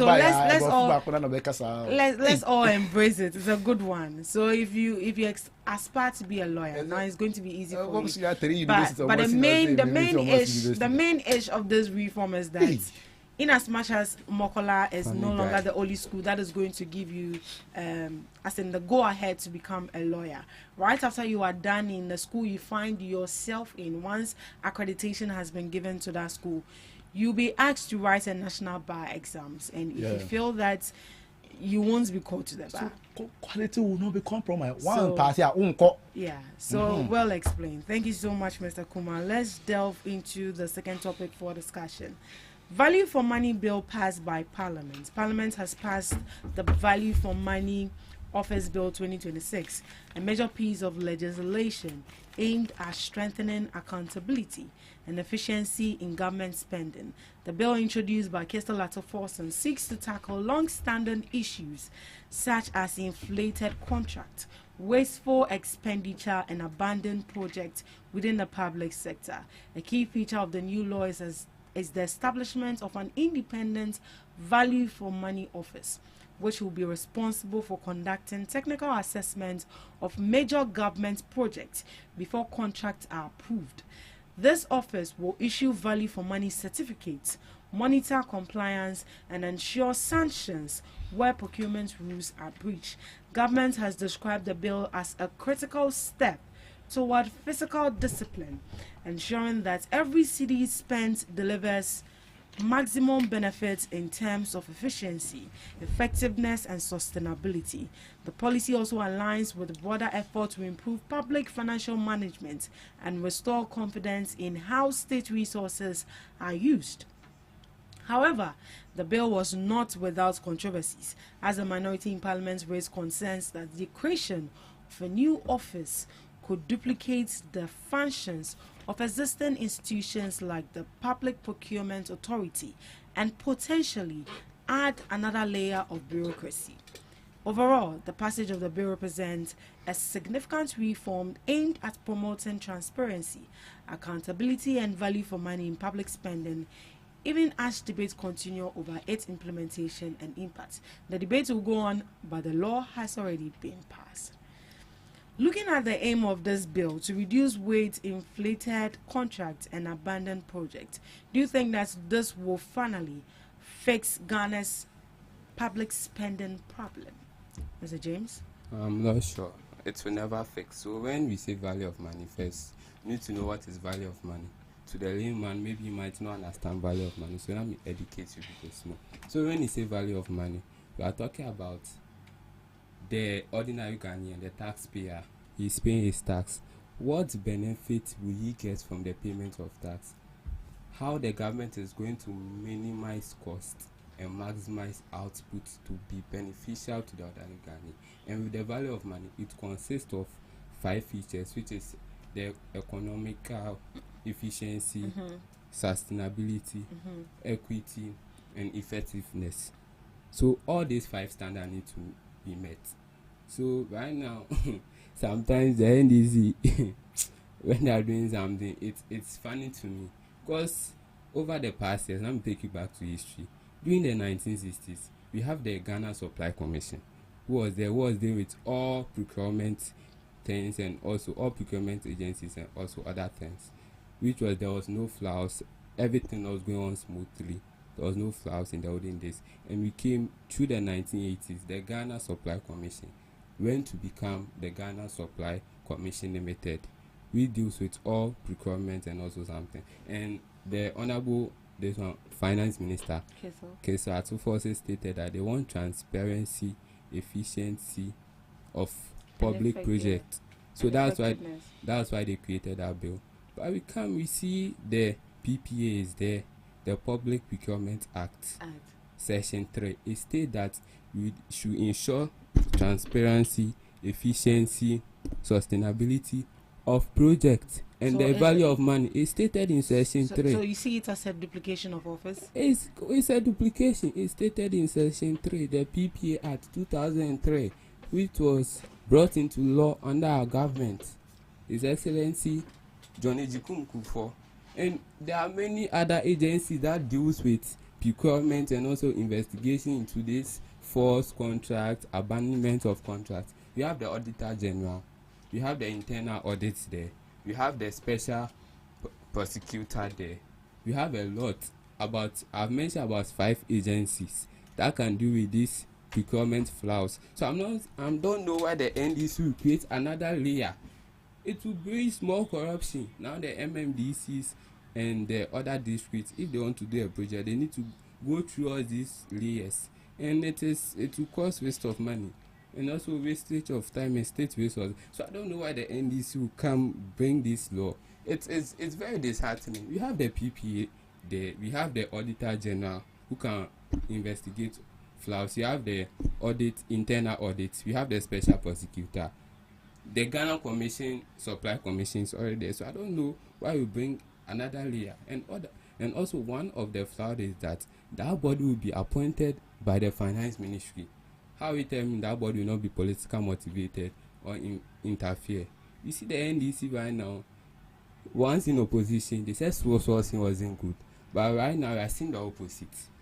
They you want to bring sourcing into this? Oh, somehow I can see this law they are pushing. They want to use it as it serves as a medium for sourcing. I see it, man, because whilst in opposition, they said sourcing is done by only corrupt people. But I was reading through a news this one at Ghana Web, and now Sami Jenfi is saying sourcing is not illegal, and it's very true. I don't know if the NDC, their leaders, don't read or they don't do their research. It's in the Public Procurement Act that sourcing is not illegal. When it is go through some processes, due processes like emergencies for military procurement and also other things, and also some monopoly things. But we have Sami Jenfi sitting on TV spelling out lies and constantly saying palpable lies that sourcing isn't good. But we have the Deputy Chief of Staff, Stamdo Baby, awarded a social contract to go and renovate the Bank of Ghana project. Was he the one that was awarded the project? Yes, it was his company, Kureka Ghana. You can search. And you are aware, you are very sure that company. I can show you evidence. I'm very sure. Let me show you. All right. Let me hear from you, Kumar. I said, well, what is the essence of this bill? Well, I think your reading has done justice to the topic. Value for money. So we want to get value for the money that you're investing in, because it's public resources you're doing. So you must expend it in a manner that, deliver maximum benefits to the citizen. And so if you look at public procurement, what they do is primarily look into procurement, and mostly, whether, for instance, if I want to do sourcing, I will subject it to what I think for the here primarily correct public procurement, primarily correct. For the here onze your institution bi ho omo no be omo ye ba the airport kese omo ye ni ye we and not just omo nya ba ko na ka ho no tie brofo before be twe no na what yi oh please I'm not talking to you. Please. Second, so does that, if you mean primarily, that means that it's not something that they are supposed to, check all of those. That's why even if you are coming for sourcing, you must submit that request to PPA for them to approve it. Look at the conditions under which you want them to grant you, right, that approval for you to. So, but the minister is saying that yes, you are burdened with a lot, or you have a lot in your hands to do. Which is, we are not saying that PPA does not have the power to do value for money audits. That's not the point. So why you bring another layer? Answer this question. Please, why you bring another layer? I asked the question. Yes, I should stop. Can you just keep me with common sense? I'm saying that. Mr. Kumar, please. Oh, please. You are not the one interviewing. I asked the question. No. Please, I beg you. Language. Oh, he started it. Please. Reciprocate same thing. Courtesies. I had a simple question. He said I shouldn't ask you. Hey. Why you didn't ask me? So value for money. So you are going to run value for money audits on every single project. The reason why we submit, contract to PPA, not necessarily about what do you call it, value for money, It's also about to look at the contract type. For instance, I've done, in internship at the ministry, I was dealing with contracts.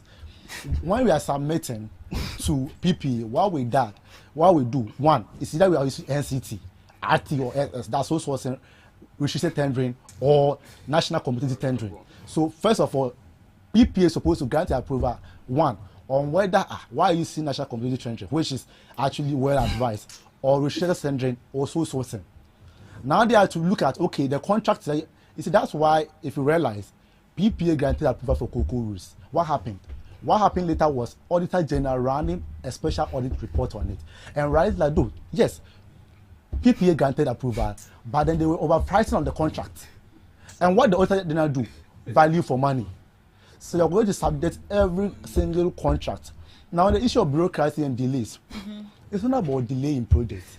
It's about making sure that we don't waste our money. Projects are not stored. When it comes to value for money, it's not just about, oh, you're not going to buy something at a higher price. That's why the finance minister has instituted to make sure that there's commencement certificate before any project is started. Unlike what we did, you don't use one, for instance, the money just finished like that, just like that. It stopped. And they were demonstrating.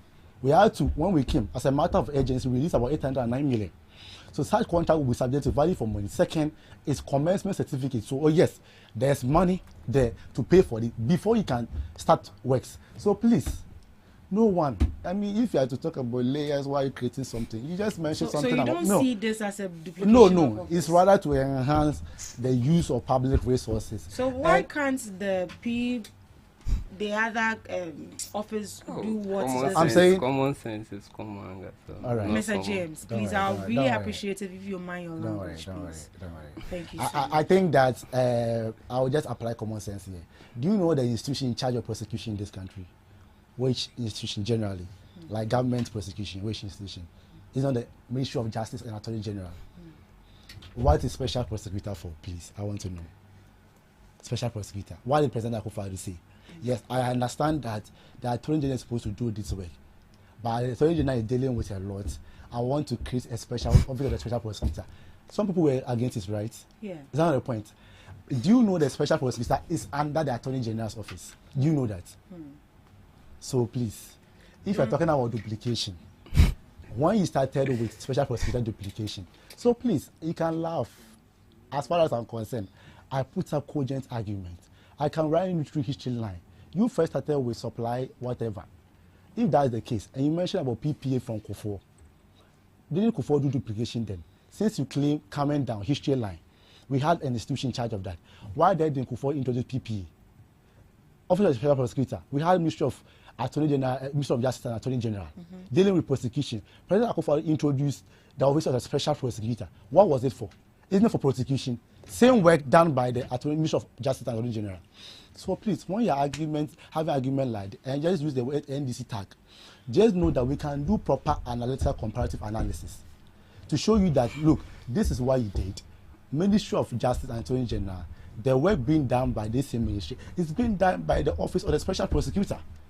So, so on what basis are you saying that, oh, you are creating differently? Then one would have also argued that this is not the case where you will say, oh, it must go through the value for money office before you go to PPA. That's not the point here. And value for money office is not just a matter of approving contract or whatever. An ongoing contract. Sometimes you run value for money on an ongoing contract. Taking into account inflations. So this is not about PPA just granting an approval or whatsoever. Normally, value for money after PPA grant approval, who does those works? Auditor General. Please take time to read the audit reports. Right. So please, before you just thank you, Kumar. Mr. James, if you are against this particular bill, what then would you recommend? Okay, me I recommend, as we were saying, he said there's a lot of workloads on the special prosecutor, the auditor general also. I didn't say special prosecutor, please. He said you said right now there is a lot of workload on the special prosecutor. Did I say that? Through the Ministry of Justice. You said I didn't say that. He said it. He said it. Oh, please, let me continue. Hey, how can there be workload? Please, let me continue. I said when President Akufo-Addo was creating the OSP, he said that the workload on the Ministry of Justice. Please, I'm not asking a question. Ministry of Justice. So it isn't that burden in creating another office to prosecute. Oh. Do you have the clarification now? Yes. Thank you. So let's continue. So we were saying that we have a lot of offices like the Ghana Supply Commission and other things. Whilst there are these 5 offices, why you create another duplication? For you to strengthen these offices to deal with procurement services, you don't do it. You are creating another layer, which you create another offices, office of this, office of that, office of this, which will spend a lot of money, which it may cause financial loss to the state. And also, I see my brother don't really take his reading serious. Let me read the difference between the Ghana Supply Commission and the Public Procurement Act. Let me read the difference. So, with the Ghana Supply Commission, is an operational service provider that executes procurement and logistics, whilst the PPA is the national regulator that oversees the entire procurement legal framework. So the Ghana Supply Commission is acting like, let's say, the child body, while the PPA is the mother body. So the Ghana Supply Commission do it bit by bit, whilst the PPA oversees all the procurement in the country. So let's say the Ghana Supply Commission do it from the district level, regional level, whilst all the procurement in the nations are done by the PPA. So I don't know why my brother sit here and say Kufuor have created another duplication of the Ghana Supply Commission and things. That is a powerful lie. And I'm saying to him that just take that the value of money, it will breed bureaucracy, duplication of offices. If you can ask those in public service, if you want for efficiency and prevention of corruption to be applied in these instances, you not create another office. You get a one solid office in which all the MMCC, the MMDCs, the ministers and everybody procure their items from. Not go to Mr. A, not go to Mr. B, not go to Mr. C to get their items from them. So I don't know why my brother is saying that, oh, the PPA that come to create another layer of something and thing. So I want to ask my brother this question. So the value for money office that I brought, which is created by the Ministry of Finance, are you sure there will not be any political interference with them or on them? Please answer my question. When you're done, answer, don't worry. When you're done, just answer. Okay. So also it will create institutional, it will open as the mighty minority leader was saying. My brother also said emphatically here that the PPA is not meant for value of money. Go and read the act. Go and read the act very well. Mr. James, are you done? Please. Some catcher will say, "Most of them make a tree, but maybe football from the tree." Are you done? Most of them can. I'm not done. Minimum, what they do is, you see. Okay, you when is done. You get your time. Don't worry. Hey, he said, "Make I don't know what tree so want to say." Okay, but he said emphatically. Our time is already up. My producer has given us 10 minutes, so is that 10 minutes is almost. Let me conclude. Yeah, so conclude. Please. So he said down here. He said that the PPA Act is not meant for value of money. Don't lie. He said it. It's not meant for value for money. So you can go. You are a host. You are a host. You can go to section 3. I said it right. Oh, please relax. You can go. You see when he was writing. No, you are a host. Why did I say? Why did I say? Mr. Please, no, you can help. Conclude. No. You don't. No, I want him to finish and then we go. No, it's my time. No, I'm time to talk. Wait, listen. You get your time to talk, my brother. So conclude. Kindly conclude. Yeah. You get my time. Can you conclude? I will not get your time. Don't worry. Talk. So with my conclusion, I said my brother said here emphatically and lie that the PPA Act doesn't gives value of money or doesn't deals with value of money. Why are you even laughing? Host, please don't laugh at my brother. He's making sense. No, someone sent a comment on Facebook, so you want me are done. Oh, sorry. So my brother is making a lot of. He's reading. He's the one that reads. It's a powerful lie because in section 3 of the PPA Act 2003 stated there in section 3 that to ensure efficiency, transparency, and value of money. So, hi. Thank you so much, Mr. Kumar. Please, in a nutshell, kindly conclude on this topic for us. You see, I'm not here to.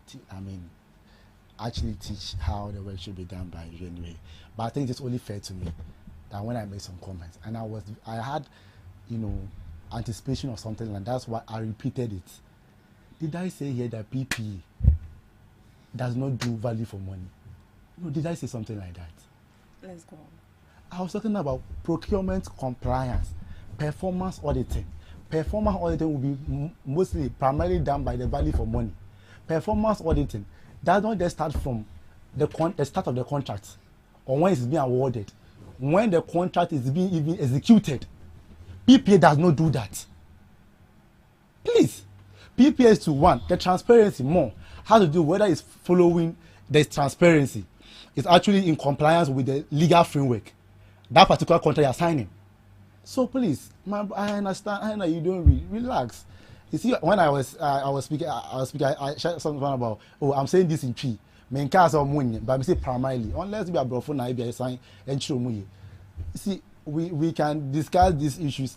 I mean, I want to mention about supply commission, whatever. And I said I could created duplication and those things. When you want video to go and post, don't worry, I can help you. You can say what you want. But don't, when it gets to your turn, and a palpable lie, so I brought back what person can by force into make a palpable lie. You are saying that, look, when you are speaking, I try, and you can play the video when we leave here. He said something about, PPA cry, before PPA, supply commission was doing it before PPA. And I'm saying that, then, if you are saying supply chain was doing the way before PPA, it started from the 1960s, based on your own argument, then why would then PPA? Now you're coming with a difference between the two. It then means that you're contrasting your own argument, not me. Second, I never said about OSP. See, you have to listen. Before you go and say palpable lie, no, please let me end. Before you go and say palpable lie, first of all, how can an institution created out of the Ministry of Justice be overburdened? I never said those things. And I will see OSP is overburdened. I'm saying that, you are talking about NDC. You created the Office of the Special Prosecutor out of the Ministry of Justice. One, you said they cannot handle it. Free SHS, for instance, Ministry of Education, we have a sector or an agency at the Ministry of Education, that's Ghana Education Service, that's supposed to run it. You went on to create another one, that's Free SHS Secretariat. Ask him. So my brother, please, before you just start, you don't. It's not even about a tit of tat. When you're talking about very, very funny, very funny, very, very funny. Ignore, please. So when you're talking about saying NDC, PPA primarily deal with procurement compliance. That's why you submit contracts to PPA to approve. What they primarily do is to look at, why are you submitting for NCT? They approve. Why sole sourcing? They approve. While restricted tendering, after approving, what value for money office will do is performance auditing. Now, in the course of executing the contract, PPA does not do auditing of that, value for money auditing of that, in the execution of the contract, not in the awarding. They are two different. Where you brought for, say a contract on media by NDA, PPA say, single source, ampa. Sikana here they call single source mono. A bit my say, it makes sense. Now, value for money, performance auditing, say, in the course of executing, you execute contract, you assign monitor, are we getting the value for the money we are spending? Please. So before you come and attack whether I don't read, I don't have a problem. I actually don't like proving I read. You recall the first time I met you, you started with this. And then I say that if I come to the show, it doesn't come again. Because when it comes to reading, I don't prove a point I read. Right. But what I know is that value for money office bill, the distinction has been established. PPA that primarily to ensure that contracts are in compliance with the legal frameworks. Right. Do you see this bill improving efficiency? Exactly. You see, I was talking about what has happened in the past, and my brother, he said I don't read, but I'm wondering whether he has read Auditor General reports before. I'm wondering. Look at cocoa rules, where price was overpriced by 100%. 2023, that special performance audit of cocoa rules, 266 contracts were awarded, sampled by 35 of them. Overpriced by 100%. That's value for money auditing. That wasn't that. Look, PPA approved it too, but that special auditing to establish cases of overpricing, which is in controversial value of money, was done by Auditor General, not PPA. And before you respond to me and say, you don't read, my brother don't read. I've never said you don't read anyway. But before you say I don't read, maybe you will do yourself a great good if you could listen attentively and respond squarely. Thank you but so however, much. I admit I'm still learning. I'm still learning. So I'm glad my brother is teaching me today. Thank you so much. We learn every day. We are supposed to be learning every day. Yes. So there's a comment on Facebook, and this is from Lancy. No, Madam Host, he just mentioned where exactly that project is going on in University of Cape Coast. You can't sit there and lie. Oh. Where exactly is that project That's why I say he located? didn't show us the evidence. The Madam project Hosia, being not doing implemented justice. doesn't mean you stand in good capacity to Not doing sustain it. justice. A Never party, mention. please, Show us I'm evidence. reading a Oh, comment. sorry. A party that cannot at this time in governance implement their main campaign policy, what else can be said about them? Can I respond and yes, close? First of all, I repeat. The reason why they have problem with this message or testing this message, they think I said that maybe when we came to office, we are building a new infrastructure to augment that of the current law school in Cape Coast. I'm saying perhaps I can be misled by my brother or by my friend, but even that said project, maybe for instance, if you go to university, that project ongoing. Like if I meet my friend, for instance, and say, oh, this is our new complex. Don't worry, his microphone is on. Don't worry. This is a new complex. What it then means is that I thank God that today, the project I taught under MPP, yes, the project that I taught under MPP, they were building. He's saying that it wasn't law school. That means that under MPP, they were not. I rather taught that under MPP. But what I said, I never said under NDC you are building. I said that the project that 2 years ago, it was under MPP. So I even thought that they were adding a new complex. For instance, the law school own. When they started, that was when MPP was in power. Right, the law school started it. It does not mean I said NDC started something. So Right. okay, Thank you so yes, much. admitted, I lied. MPP didn't start any project in UCC. Thank you so much, gentlemen, for joining us on the Ghana Talks Breakfast Show. We had a good conversation right here on the show. But before we go, please, your last words, Mr. Kumar. Your last I words. thank our listeners. You had a beautiful show. I believe that we are learning, and sometimes listening attentively matters. And when I say about the UCC projects, you listen to me carefully. I said that 2 years ago. That means that I was crediting my brothers because there was a project, and he said so. It does not take away the fact that there's a project ongoing there, which at the time I even saw that project was under MPP. So I was crediting them. Now, if it's a lie, I thank God that indeed the MPP did not add something to their law school. The NDC will do so. So I rather thank God that the MPP didn't do it, but the NDC will do it. That's all. All right, thank you, Mr. Kumar.